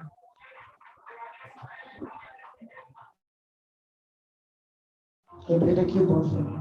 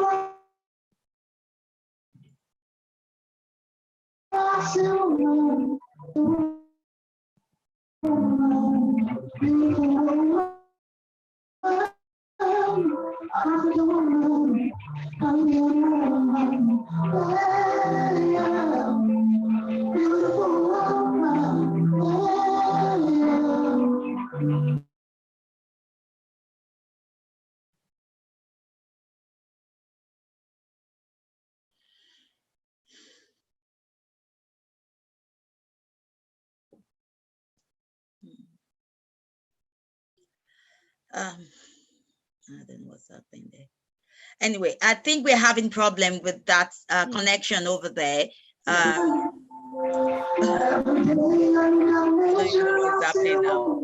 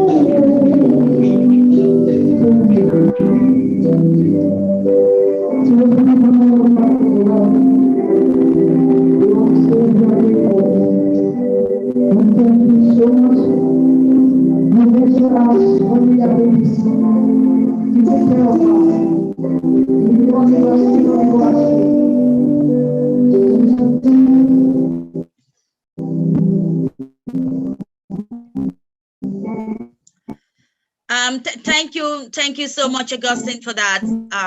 It's a pity that we couldn't hear you very well, but thank you so much for that. Nana, are you ready, or we just go straight to our next speaker for the evening? Auntie, what's wrong? I'm ready. I'm ready. Okay. Our next speaker is oh, okay. Are we having Cecil or Dr. Livingston? No, it's Sally Caricat. Okay, all right. Hi, okay, so welcome back, everybody. Our next speaker is Sally Caricat. Pardon my pronunciation if I've got that wrong. Is she there? She's one of our contributors, yeah. Okay, is she there? She's there. Okay, all right. Yep, so I'm going to hand. I think she's out now. I don't know what happened there. Oh, okay. I was going to hand over to her. Okay, I think she might have fallen out. So I think what we're going to do is that we just go to the next speaker, and when she comes in. All right. Yep. Yeah. Or if we can use this time to take some questions, if there's any questions there. If we have any questions, or if we have anyone that wants to make a contribution, because after that we go straight to the next speaker, and then we will be having our food of time. So do we have anyone that wants to make any form of contribution?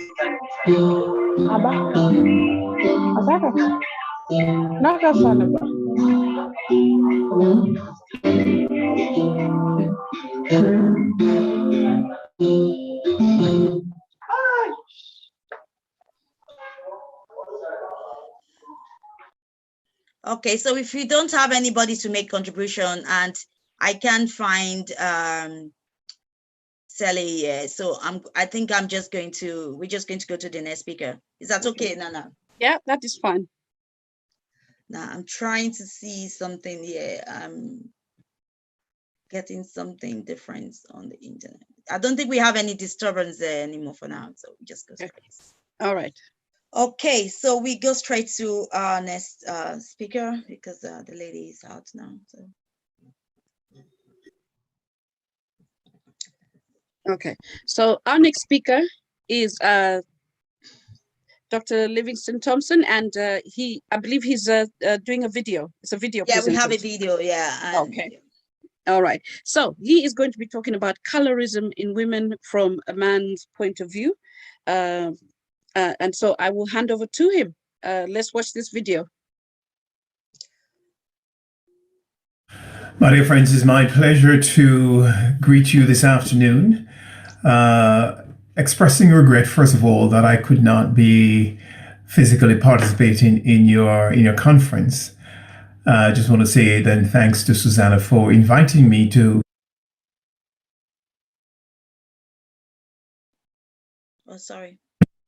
share and to send a few thoughts relating to the subject matter that you're dealing with. And I hope you'll generally have a good conference, and maybe just to share with you what I hope I might do in the this brief moment for you as a contribution to your conference. First of all, let me say that the issue of colorism, which has been raised as a matter for consideration, is something Sorry, guys. Something that it is worth giving consideration to. And so what I will do in this brief moment, I will say a little bit about what may be regarded as the definition of colorism. I will then say something about the origins of the idea of colorism. And then I will talk a little bit about how we might address it as, for the future, as part of what it might mean to be building a sustainable network, especially a network having to do with women's work. So let me say something first of all about the definition. So when we refer to colorism, we're really referring to that attitude displayed, whether by men or women, in which certain favors or privileges are given to individuals on the basis of their color. Some of these favors are, in fact, written in law, at least was written in law. But for the most part, some of these favors are actually written in tradition and practice. And when you think of, for example, written in law, we think, for example, of the situation that existed in South Africa, where there was a decided apartheid system whereby individuals were not able to benefit from certain things in the society for the very fact that they were of a certain color. So colorism is about privileges on the basis of color. There is very little difference really between what we may call color prejudice and colorism, to the extent that individuals may give favors on the basis of color. So what is the origin of this attitude? Well, I should say, before I say about the origin, I should say I'm giving this reference and this idea from the point of view of a man. It's not as if and I think this is an important point to make, I was asked to comment on it on the basis from the point of view of a man. In my view, it is not as if it is possible that I could give it from another point of view. As a man, my perspective is always affected by this male perspective. And so I do recognize that I could not speak from a non-male perspective, so to speak. I could not speak from a woman's point of view.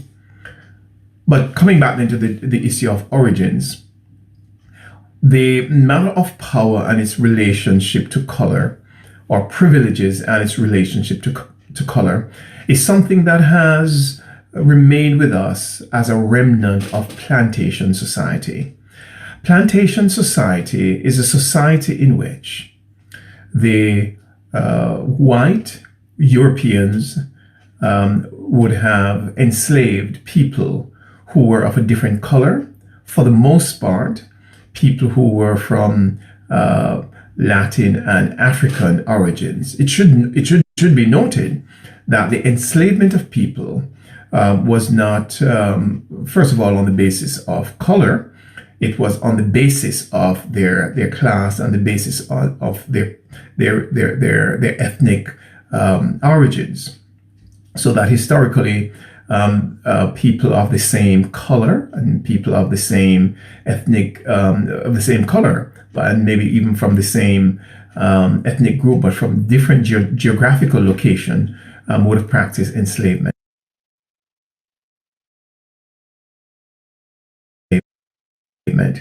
But the connection to color is related primarily to, as we have it in today, it is related primarily to the plantation society. Plantation society is a society which existed in Latin America and the Caribbean for the most part, and in South America to some extent, in which there was the enforced relocation of Africans, my forebears, the enforced relocation of Africans to locations to work on plantations, for the most part, plantation dealing with sugar or cotton, or in some cases, it was dealing with other crops. But for the most part, it was sugar and cotton. Now, the way in which the plantation society operated is that there were those who, because of the fact that they were owned by those who had the power to own, they also felt that it was part of their right that they could have sexual relations with the people who they own. So you had men who were owners of plantation and the power holders in the plantation society having sexual relations with the women in the plantation. And the offsprings that were produced were often offsprings that were of a lighter hue than those who were in fact first enslaved. So you get the brown coloration and sometimes even high brown coloration arising from this.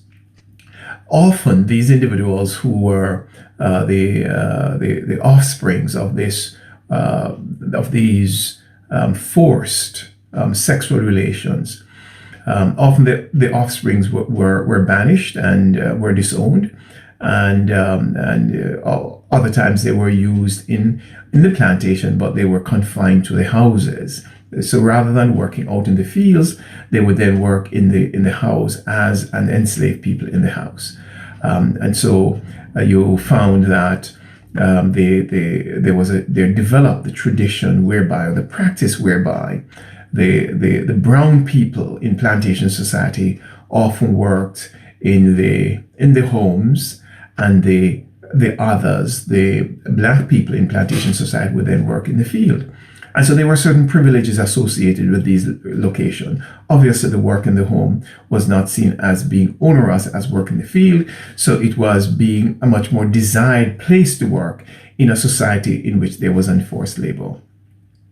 This colorism developed in such a way that as plantation society gave way to societies that were based now on the ownership of property, you found that the brown people, who were the descendants of those who were the plantation owners, also got access to property at a higher level and to a greater extent than those who would have been out in the fields. In fact, in places like Jamaica and other places in the Caribbean, what in fact happened was that no property was in fact given at emancipation to the enslaved people, but the descendants of the descendants, and especially the brown descendants of the plantation owners, often would have received property, and so they entered into the property ownership as a basis of power in plantation society. These individuals who with power eventually then became those who were part of the mercantile system. So brown people, if you like, became people who participated in the banks. And I can remember growing up in Jamaica as a very young person that most of the people whom I saw working in the banks were in fact they were all Jamaicans, but they were just very brown Jamaicans. They would not have been black Jamaicans. This, of course, gave way eventually to a situation where brown people came to be associated with those who have more privileges than those who were black. Now, this colorism in plantation society, in a sense, has subsisted in our society today, where there is a correlationship between beauty and color. There's a correlationship between privileges and color. And it is in that sense we find colorism operating in our society today. And so there, one of the things that often would have taken place is that people of African descent and people of Caribbean descent, black men of Caribbean descent and African descent, would see it as some real achievement if, having gone to live or work and study in Europe, they were to then marry a brown woman or a white woman. It was seen as somehow some achievement, and in that way, there was this continuation, the perpetuation of the correlationship between power, privilege, and color. So that origins in plantation society is what has led to the situation today, where there is this correlation between color and power, color and beauty, and those who have the lighter color tend to have somehow come to expect that some of the privileges that they have would be associated, and especially in some industry, beauty. You look at those who will be often, and some of the biases that are associated with recruitment, that bias expresses itself in individuals for certain posts, depending on the industry they're in. People who are in often in frontline position are often chosen on the basis. The bias comes through on the basis of those who have a browner, who have the lighter skin, often get positions that are much more front-facing position. How then do we address this as an issue that has persisted in society? It's important to understand it as an issue of bias. And dealing with our biases is something that is critical, recognizing that it exists and therefore mitigating it. So one of the ways in which, and just so as to be brief,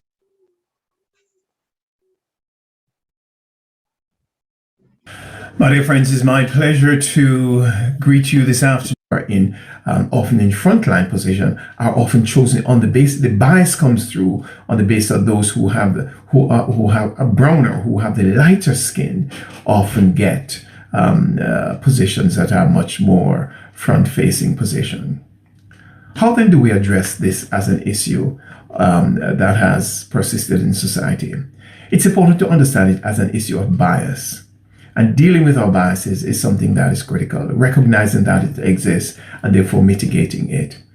So one of the ways in which, and just so as to be brief. Sorry, I think that is the end to that conversation. So it's the conversation is on the floor. It's now for us to discuss it as our own point of view as a woman. So do we believe there's colorism in women? And that is now open to have one or two people to make a comment with regards to how does that affect us today? Now we've had the point of view of a man, and we've got at least a background to what that really means to us.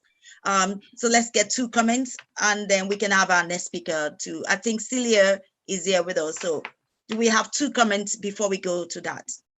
You want to go to the kitchen? Come now. Okay. So can we have two people make a comments there, please?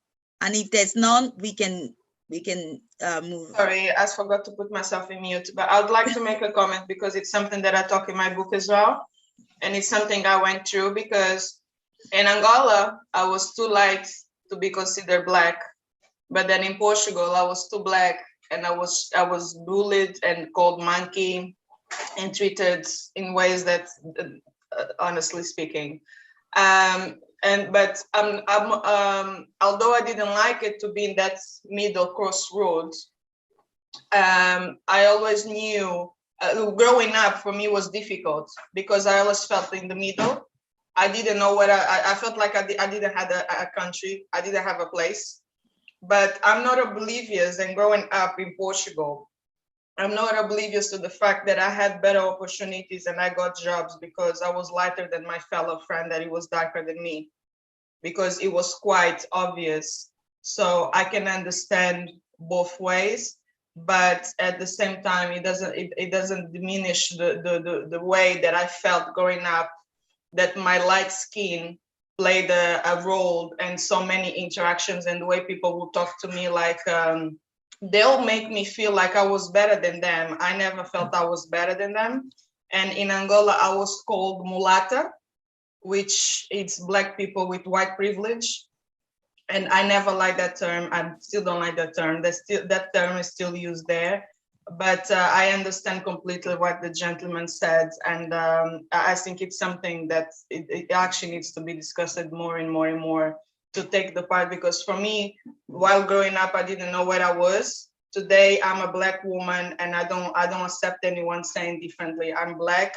I don't have to be proven my color. My color doesn't make me more African or less African, or more black or less black. I'm a black African woman. Accept it if you want. If you don't want, that's your problem, not mine. You need to resolve your issues within yourself. Mm-hmm.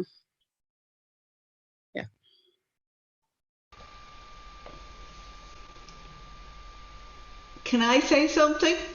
Yes, please. We just take that will be the last comments from that, and we will take the next speaker after that. Go ahead, Rosemary. Actually, it has a Portugal link. I have a goddaughter, and she is going, which would be the origin would be half Portuguese, half Indian. And her father is Irish, so you can put all the combinations together. She is lighter and the brother is darker. And in fairness, both those, she's 21 and he's about 20 now. And they actually did a podcast a while ago, and both their experiences have been quite different. She grew up in London. She wasn't very conscious overall of her ethnic, but her brother, who is darker, had actually more experiences. And maybe it's because he is a boy. We've had this chat. Was it because he was a boy? So I just thought I'd share those story about those. They're lovely. 2 kids are great. Thank you. No bother. So I think, Nana, we go to Celia Farugo. Okay. I think she's ready. Okay. I will hand over to you. Let me see if I can see you. Yeah, I've spotlighted her there. She's there. Okay. All right. Celia, it's over to you. Okay, great. Can everybody hear me? Yeah, I can hear you. Yes? Okay, great. I'm sorry for my connection. I think it's a bit unstable. So sorry if I cut off from time to time. First of all, I would like to thank Sean for inviting me to speak. And just before I do my speech, I just want to say I admire every single one of you ladies and I admire your strength. I think it's unbelievable just to hear what you have to say. And I'm a strong believer that no matter what religion, what skin color, what background we have, I think we're all equal, you know, and I think every country has a very rich culture that is worth finding out about, and everybody should respect, you know, other people and who they are for who they are, basically. So that's just one thing I wanted to say. I want to thank all of you for that. And well, my name is Cécile. So I'm originally from France, and I've been living in Ireland for a few years now. And I am aware of drug problem that there is obviously all around the world. But I've noticed that as well. I live in Dublin, so I've noticed that there's a big drug problem in Dublin. And I do think that as women, all of us as women in general, we have a very important role, you know, in the community, whether it's with our children or, you know, with our friends, family members. I do think we are very powerful together and we can make a change. So I just wanted to basically get your views. I don't know if it's possible, Sean, to unmute the microphone so that everybody can interact. I don't know if that's an option or not. Yeah, if you want them to interact, yeah, that's fine. Yeah, that would be perfect if we could. Okay, great. Just let me know when it's all good. No, you can go ahead. Yeah, okay. And they can speak now? They're unmuted or? Yeah, they can. When you want them to speak, they will unmute then. Okay, okay, perfect. Thank you very much. Yeah, so basically as women, and I think some of you are also young mothers, so you obviously, we are all facing this issue of drug abuse wherever we go as part of the community, right? And whether it's because we know somebody who is using drugs or because our kids themselves, you know, start thinking about taking drugs or whatever the reason is, we have to deal with this issue every day. So I would like to know, how many of you have kids, ladies? Do you all have kids? Yeah, I have. Okay, you do. Okay, great. Okay, you can fantastic. drop it in the chat box if you can say yes in the chat box. Okay, perfect. Good. So obviously, you probably know as a mother, you have a big responsibility, of course, in raising your children.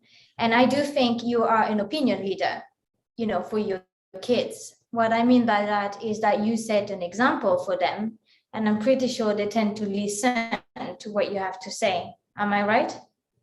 Yeah. Give me a thumbs up You think, all right. Okay, great. Awesome. Very good. So I do believe that every single woman here amongst us is very powerful and can actually make a change. You know, we have the strength, we can make a change in what we see around us. That's what I believe. I'm a strong believer we can. So now there's one thing that I came to realize is unless I stand up and I raise my voice and I do something about the drug problem, and unless I unite with other people to make it happen as well, I think it will only worsen if we don't do anything about it.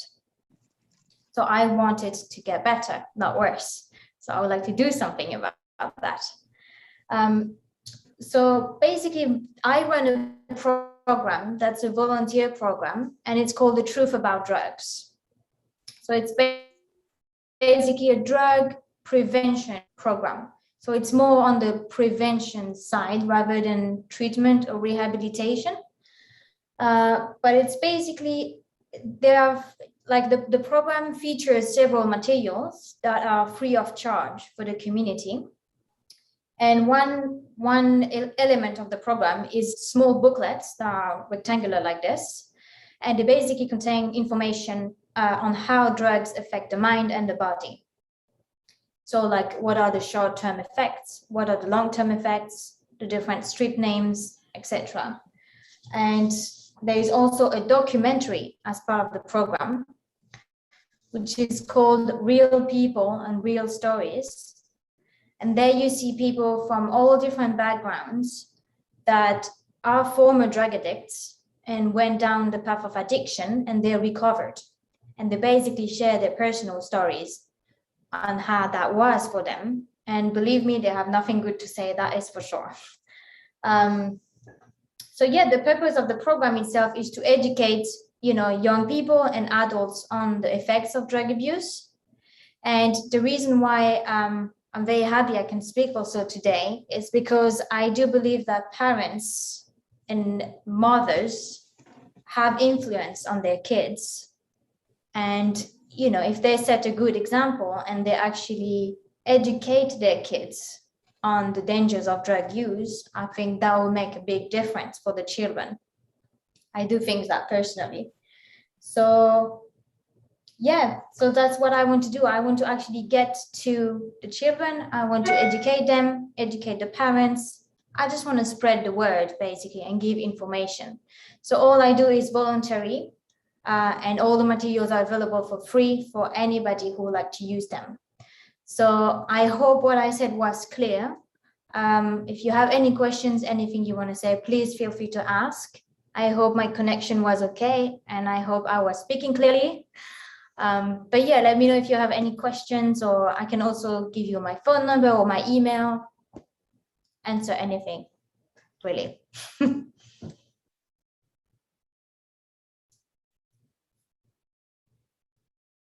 I don't know why I can't hear you. Oh. I think she's on mute. The most famous words. I thought it was only me.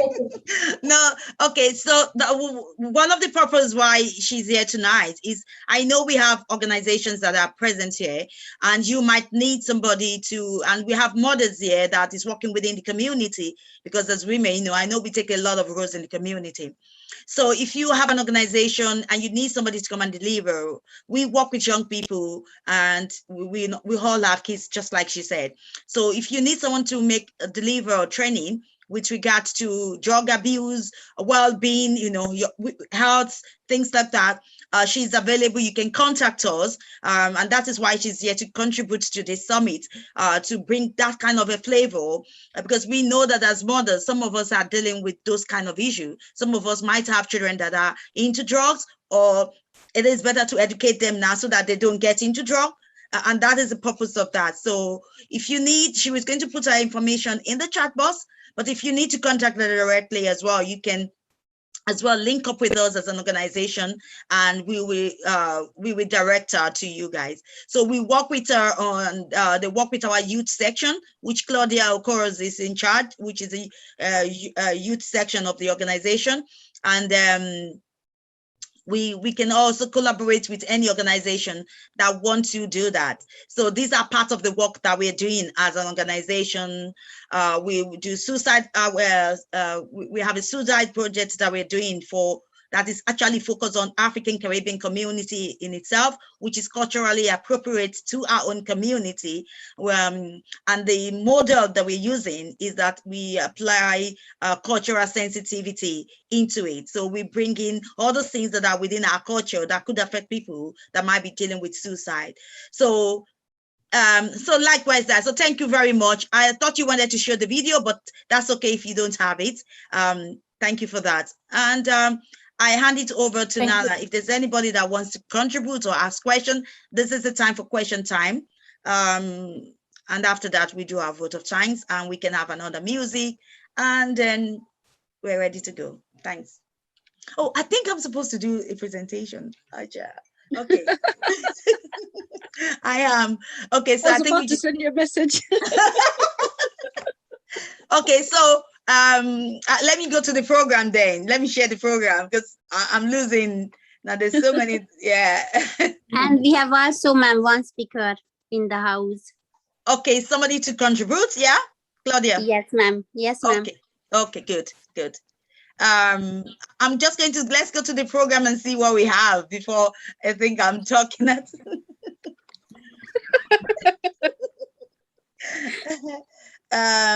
Okay, yes. Can you see that, Nana? 1 second. I just need to move my, every time you share your screen, my screen totally changes. Yeah. Okay, so yes, I believe we have yourself and Okay, I think this is time for people that might want to contribute. So we might have people in there that wants to contribute. Then after that, I'll do my presentation then. Okay, that's fine. That's fine. All right. So if there's anybody that wants to contribute, the floor is open. Yeah. So I think we have Claudia, who is the person? Do you want to introduce that person? Yes. I would like to welcome Dr. Chairman Pavel, if she's ready. While she's getting ready, I just would like to read her short bio. Dr. Chairman Pavel, she's author, publisher, an empowerment coach, and life transformation coach. She is a motivational speaker, mentor, a Christian leadership trainer, preparing leaders for ministry through her ordinary programs.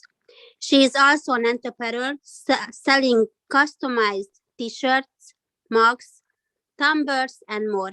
She recently released a book, Eliminating Your Biggest Enemy, which she will gonna talk about. So if Dr. Chairman Pavel ready, then I would love to put her to the spotlight.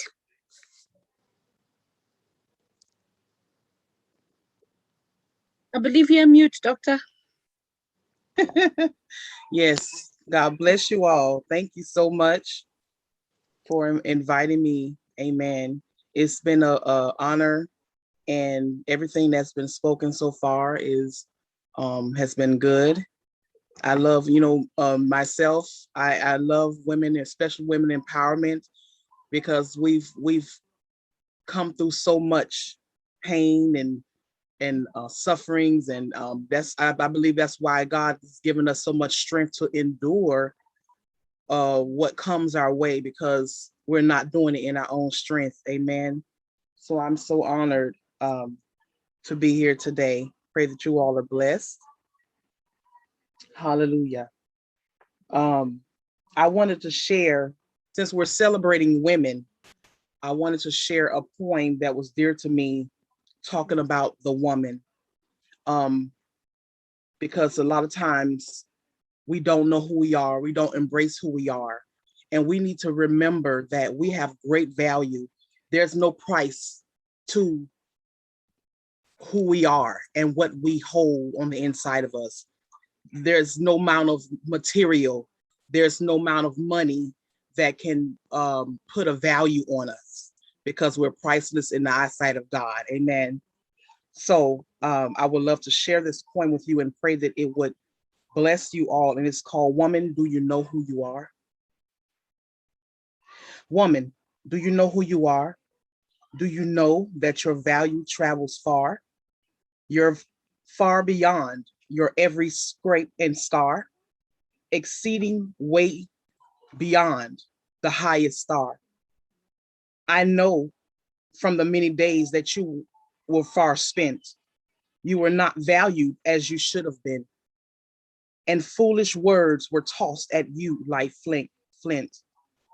But you surpassed it all, never to relent. And why should you repent, or apologize for being a survivor of those that criticized, for being resilient and bouncing back after all their lies? Oh no, you keep shining like a diamond right before their eyes. Woman, do you realize who you are? Let me start by telling you who you are not. You are not a mistake. You are not an accident. Whoever said so needs to repent. You are not anyone's punching bag. You are not a welcome mat for where people can use you just to relieve their dirt. No, you are not anyone's possession to be handled or controlled. You are not tailor-made to fit in people's boxes or to be tamed with their circus whips so you can bow down and roll over at their demands. You are not your mistakes. You are not your past, where people most times try to hold you captive there. You are not alone, nor are you unloved. You are not a failure, and you are not inadequate. You are not any less greater than any other in this world. So when they ask you, woman, do you know who you are? You can answer, I am the apple of God's eye. I am a survivor. I am me. As a matter of fact, stay tuned because I am yet becoming. Amen. And as the woman of God said, I did a book talking about eliminating our biggest enemy, because sometimes we are our biggest enemy. It's the thoughts that we have. It's the mindsets that we have. Let me tell you, when you change your mind, you change your life. You put things in perspective, because it's all about how we think.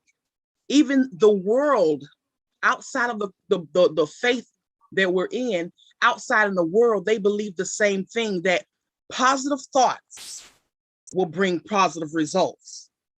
This is the same principles we live by in our faith. If you want to see great results, you got to change your mindset. You got to change the negative situations that you're in. You got to surround yourself with people who are speaking the same language. Anytime you want to go farther in the Lord or farther in what you're wanting to do, you need to surround yourself with the people with the same mindset, or the people who are already there. Amen. So because you don't need to stay around the negativity. You don't need to stay around the things that's going to diminish your faith or detour you or discourage you. You want positive results. You have to speak positive, live possible. You have to breathe positivity. Come on.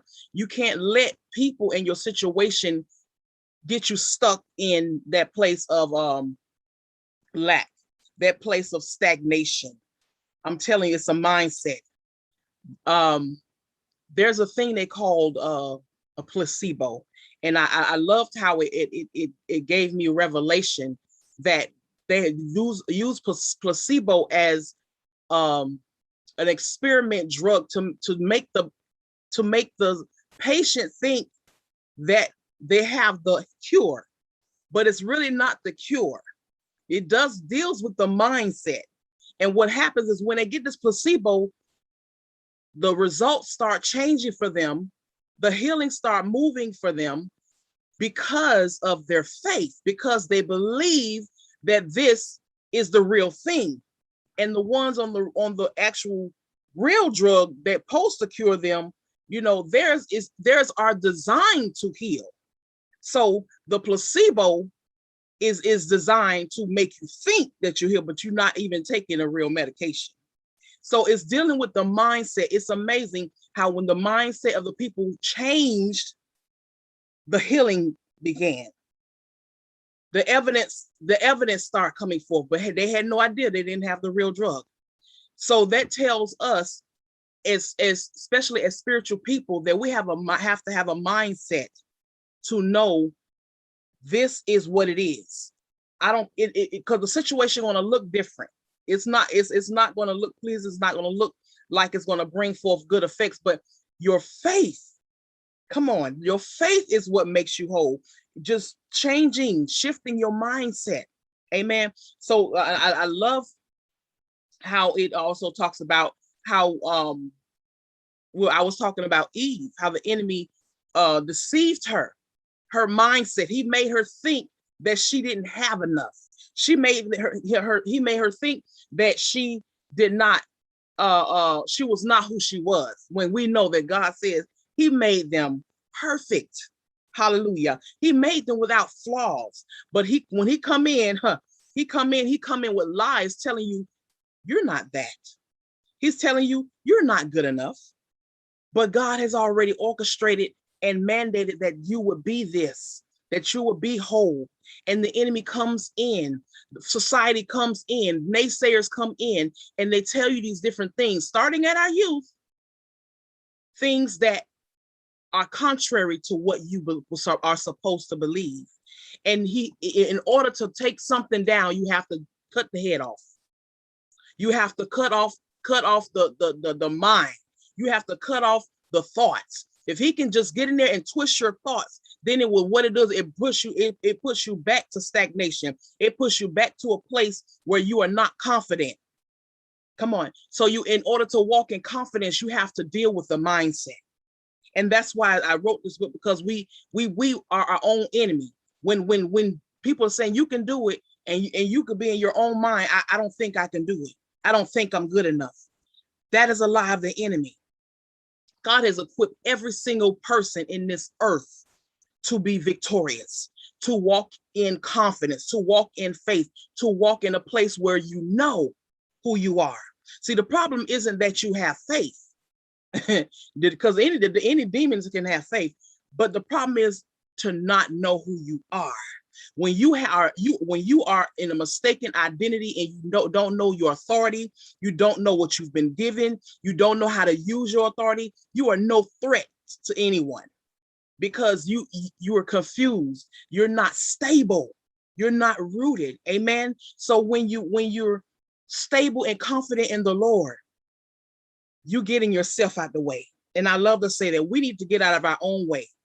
Amen. Because sometimes we can hinder our own blessings by denying ourselves, by doubting ourselves, by doubting God that's on the inside of you. You can do all things but fail, because you serve the one, the Most High, that gives you the strength, that gives you the power, that gives you the ability to go forth in victory. But we got to get out of our own way. You know how we wrestle with, Lord, you sure you want me? You sure you called me? You sure that I can do this? I don't think that I can do this. I'm telling you, when your mind change, when your mind is resonated and stable in God and knowing confident, just because you're a woman, you can do what God says you can do. I don't care what man say. I don't care what people, because you got people that want to come up against women and all. That's all well and good, but we know that we are the apple of God's eye. And we're called to a great purpose in the earth. We all have purposes. We all have things to do for the kingdom. And that's why I love women empowerment, because I was a broken woman once. I was a woman in depression, in suicide. I was a woman who denied myself because of my flaws. And I had to get over me. And this is what the Lord told me. He said, when you get over you, when you get over your hangups and your thoughts of your negative thoughts of yourself, then you have eliminated your biggest opponent. And that's where my book came from. That was a revelation God gave me before I was going to preach a message. We eliminate us. Get yourself out the way and look at the bigger picture. Look at the one who called you. He has equipped you. You are dynamic. You are amazing. I don't care what it looked like. You have to stand on that, be confident, and let the Lord use you in your gifts. Amen. Amen. That's a whole word right there. Thank you. Thank you so much. Oh, wow. Amen. Oh, wow. Yeah, where will you be at church on Sunday? I think I'll follow you.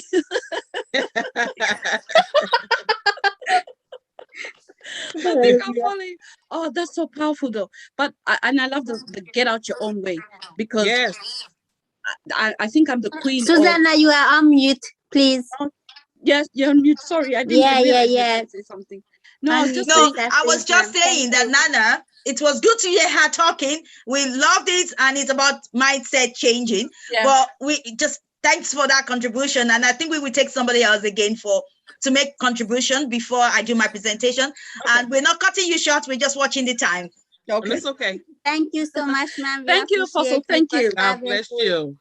So I think I have Dotun there. Dotun Adekbeson is one of the members of an organization that we collaborate with in County Finger, which is called the Rekindle Talent. Is the executive director of the Rekindle Talent, and he's also been a big supporter of the organization. And he just want to express, say something very quick there. Dotun Adekbeson, are you ready? Hi, you can't everyone. see your face, so you have to bring your camera down. Oh, you can't see my face? Yeah, I can see it now. So you can see my face now. Okay. I can't even see myself. So I don't know whether you are seeing me or not. Yeah, we can see you. But I can't see myself anyway. Yeah, however, and I can see Logan there. I want to say hi, ladies, but I can see a gentleman there. So it's good to talk to you. I'm a supporter of a women program empowerment.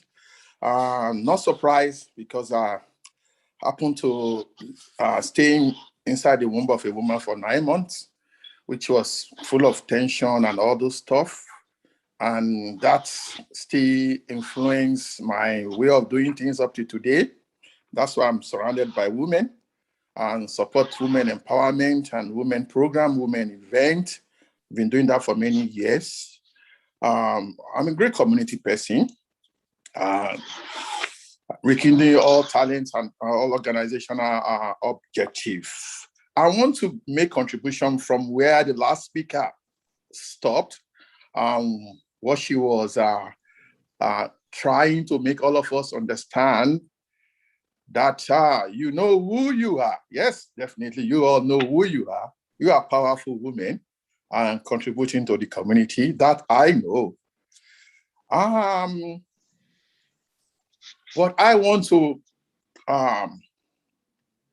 back up what she said by saying, you know who you are not. Definitely, you all know who you are not. You all know that you are not a failure. That stands that forever. So I want every one of you to take that home, that I know who I'm not. I'm not a failure. So if that is at the back of your mind every now and then the sky is the limit. You will continue to be an homemaker and a community builder. I want to close by saying thank you, everyone. Thank you for taking your time this lovely weekend to be part of this program. Thanks. So back to you. Yeah, also, I think Nana is not there. Okay, thank you very much for that. Again, the Rekindle Talent is an organization that we work in collaboration with in County Fingal, and we've been working with them for so many years. They showcase talent of young people. Claudia was once, can testify to that. But thanks very much, Mr. Dotun Donald Adekbeson, for joining us this evening. We do appreciate your time and contribution. Thanks. Nana, how are you? So I think if we don't have any other further contribution, I'm just going to do my quick presentation and then our last program will be the vote of time. But if there's any other person in the house that would like to contribute anything, this is the time. The floor is open for just one more person, and then we'll, if not, we'll just go straight to my presentation. Hi, Sam. Okay, go ahead. Yeah. Yeah. I would like to say thanks. Actually, it was a very interesting session. Actually, and I was from afternoon. I was in this session actually. Normally, I don't sit very long. Actually, you all made me to sit and listen all the speeches. All are very excellent speeches. Actually, everyone did very good speeches, and really appreciate. Actually, I would like to see this event actually even next year also. And thanks for inviting me, Sam. Actually, thank you very much. Have a lovely evening. Thank you very much. Thank you for joining us. That is Santi Razama. He's one of our legal experts. The organization has 4 team of people that does our that we call legal experts. They help us to support in terms of our advocacy. We support people that are in direct provision. We support people that are having problem with their papers, or any form of legal issues that you have and you need a bit of clarity around it. Is one of the team leading that team of our legal experts. So thank you so much for joining us. Like I said, the organization really flourished with volunteers, and that is how we have been able to run for the past 11 years that we've been going. So I'm going to do my presentation. I'll be very short so that we can get our vote of time and a bit of music, and the floor can be open to everyone. Can we all see my Can you guys see my yes, ma'am. Okay. Yes, we can. Yeah, thank you very much for that. Yeah. So from the beginning, yeah, good. So so just to say thank you everybody that has stayed up to this very moment. We do really appreciate you. The Afro Diaspora Center has been running for the past 11 years. We started 2010, and this September is one of our anniversary year of our anniversary, because we started September in 2010 officially. So the organization work as an organization is being supported by the POBRL funding through the Stability Fund for Community and Voluntary Charity and Social Enterprise. This program that we are part of today is mainly supported through our volunteers, our committee, which you've seen there, the organization in itself. And we're also partly supported by the Finger County Council under the Community Enhancement Program. We're funded partly through that to support the work we're doing in the organization. So this is just to acknowledge the people that are supporting us and to say a big thank you to them for their contribution towards the organization. So this is our agenda, our aim, our vision, and our main goal, our key strategies and summary. And just to introduce, this is just to introduce you guys to this organization. Like the purpose of this Women's Summit, like we said, is about building our network. We always celebrate collaboration, working with other people. That is the key thing that allows us to grow. So our missions and our goal. This summit was a 2-day summit. Yesterday, we had a roundtable conversation which took place on a broadcast, and we had various people coming in, joining us through that to contribute to what we're doing. So our strategy is how can we reach our goals as we land our helping hand along the way to our community through our various initiatives. So the organization, if you've been to our website, which I put in the chat box there, if you have looked through the chat, but you see our website, you can go and visit our website. It gives you more info into what our missions and our goals are. And the major thing we try to do is that we create initiatives. So the Women's Summit is one of the initiatives that we create to reach out to people within our community and to support women in our community as well. So what is Afro in the Diaspora Center?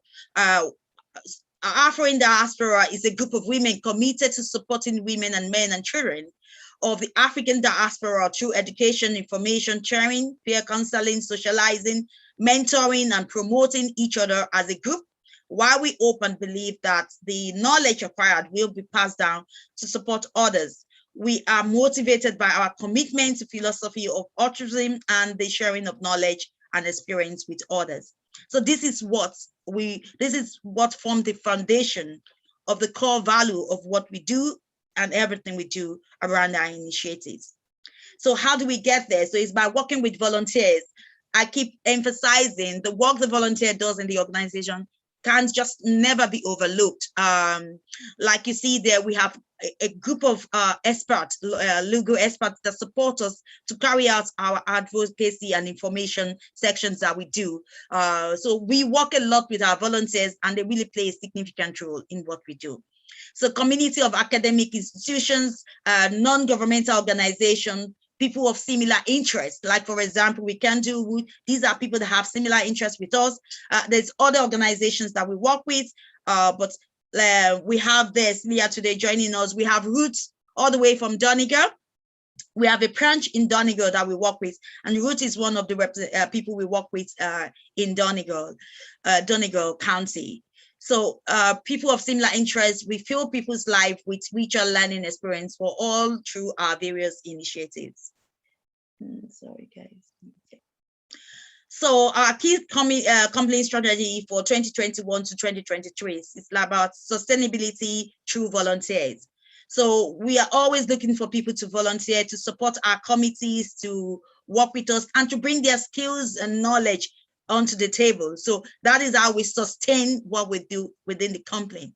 Improve our services and events and sourcing sponsors and donation, funding, skills, talent, resources, and grants. So these are the things that we're hoping that we can improve in as we go along the next few years. So if there's any of you there that you feel that there's anything you have that you can bring on the table to support the organization in terms of your skills or your resources, in terms of donation, I have Deborah here tonight. She's a great friend of mine, and she's always donating into what we do. She's part of our advisory board, and she's there. I think she's still there with us. So thank you very much, Deborah, Shekina, for all your support all through the years.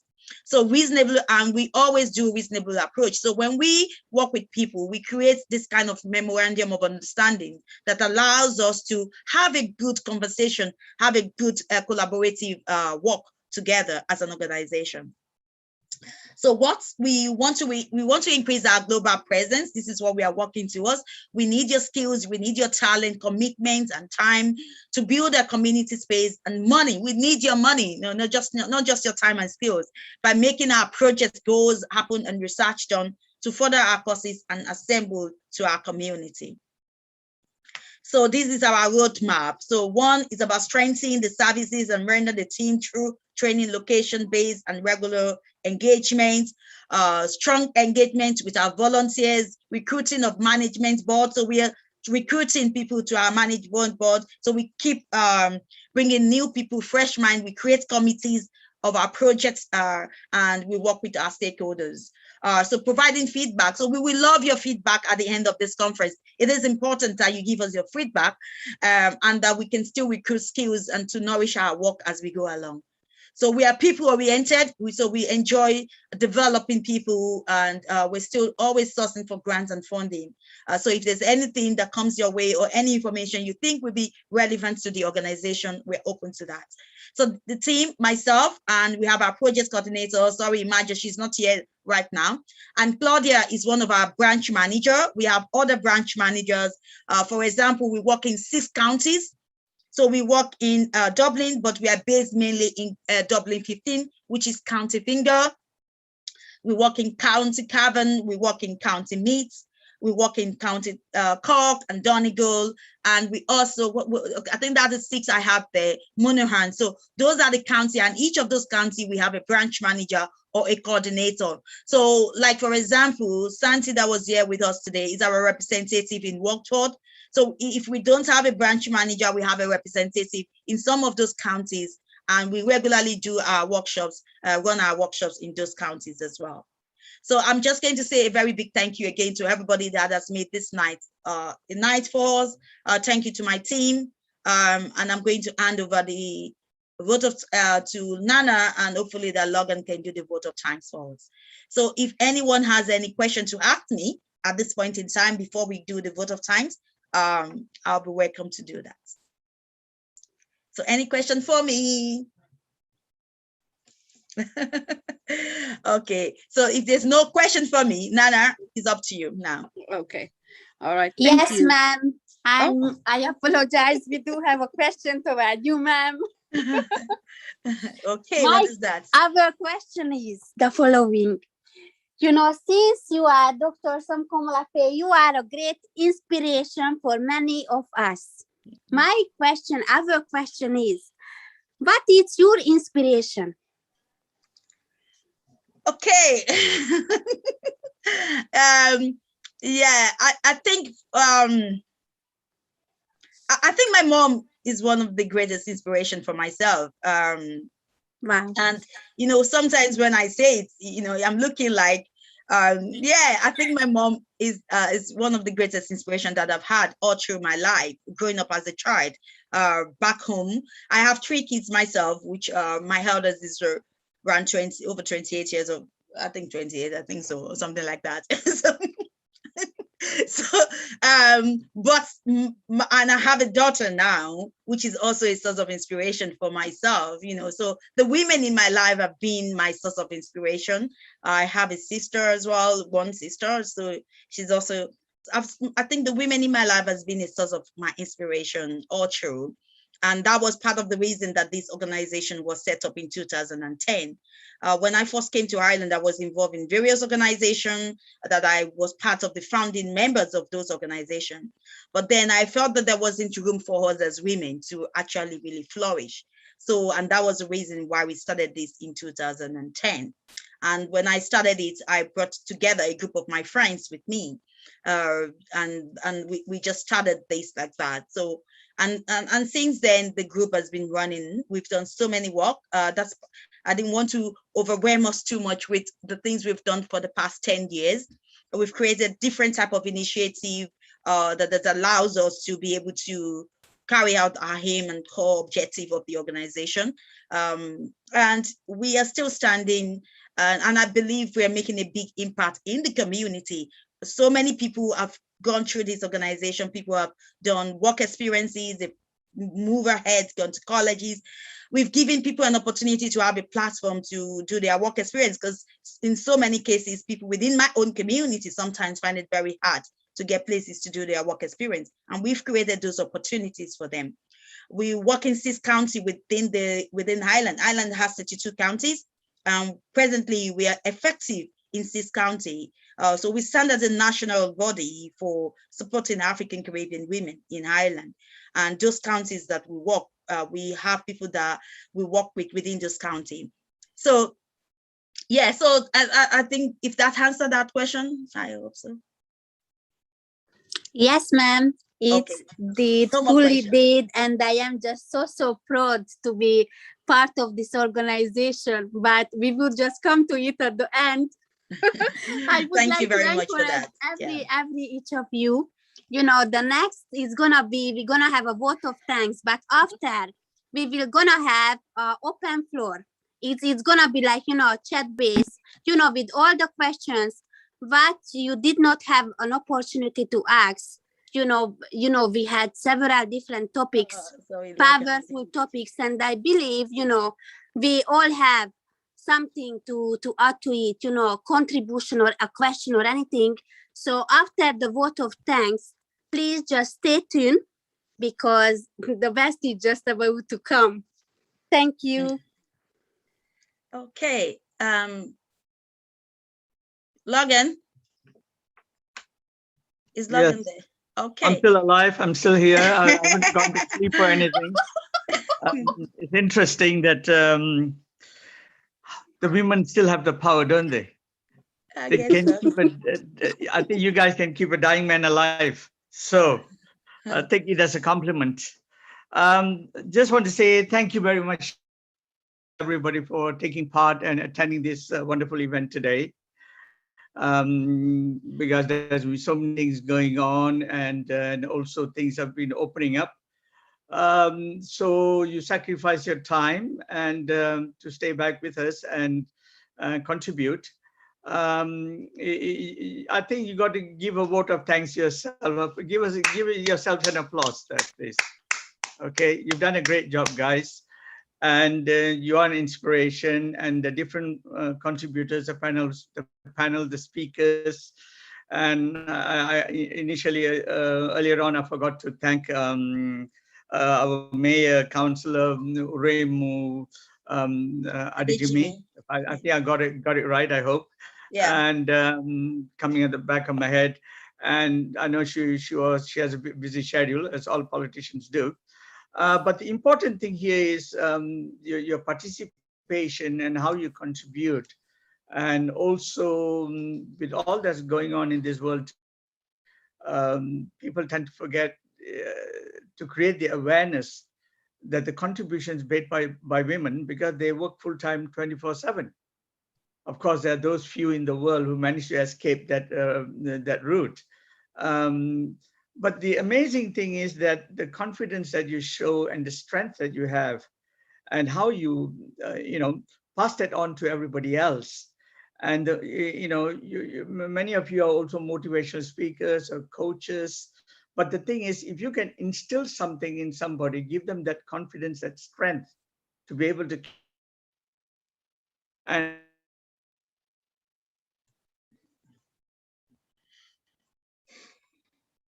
is extremely crucial. People over the years in Ireland anyway, who face devastation, face a lot of problems, and they got no one to turn to. And especially women are abused. There was a time here where they couldn't turn to anybody, really, trust me. And I know, I've seen people in the streets crying, people who have been abused. And I think that when you are able to create the awareness that there are people like you out there who are still carrying that cross, passing on that baton, so that it's a race against time sometimes, because there are those who give up and who can't take it anymore, and they look to other things, to give up. So I think I won't take too long to say this, but I want to thank everybody, each and every one of you who participated today, who helped, who contributed, and to recognize who you are and who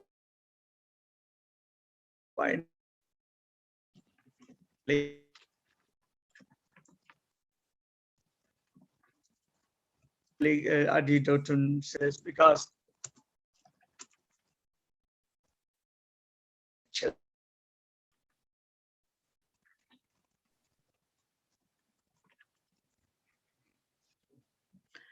okay, I think we're losing Logan there. Yeah, so chairperson, we hand it over to you now to close the event for the evening. Okay. All right, I wanted to say, first of all, thank you to everybody for coming. Thank you for taking your time out. As Logan said, everything's opening up. So like Logan said, you could have been anywhere, but you chose to come and get some wisdom and come and spend the afternoon with us. You are much appreciated. We appreciate you. A very, very, very special thank you to all of our speakers, to our mayor. Thank you so much for putting in the effort, putting in the heart into sharing. We look forward to reading the books that we've heard about. We look forward to learning more about what we've heard about. Everybody that has contributed, thank you so much. It's much, much, much appreciated. And like we said from the very beginning, I know the term women empowerment has been used, and it's actually quite crucial. Never has there been a time when we need that, especially with everything that is going on now. It's cliche. I know everybody's talking about, oh, the world is a mess, all of that type of stuff. But let's be absolutely honest and let's be absolutely real. As women, we have an amazing, amazing, amazing potential to have such a powerful impact on the globe. Not just your small, world, but I'm thinking global. I'm thinking very, very much global. You would think that your story is just for you, or your story is just for where you are. But it has the power to make changes, to change the world. And that's what we're about. And the theme has been build your network. A lot of networking going on in the chat, a lot of things happening. Friend people on Facebook, find them, get the book, get the whatever it is, all of that. Let's connect, let's build our network, and that way have that ripple effect of changing our world. And I, again, thank you, Susanna, for allowing me to host. It's been my pleasure, it's been my privilege. I'm grateful, and I wish you all a lovely evening. Thank you. So I'm going to stop the recording so that we can have our tea time, and then just chat and get to know each other a little bit more. And everybody is just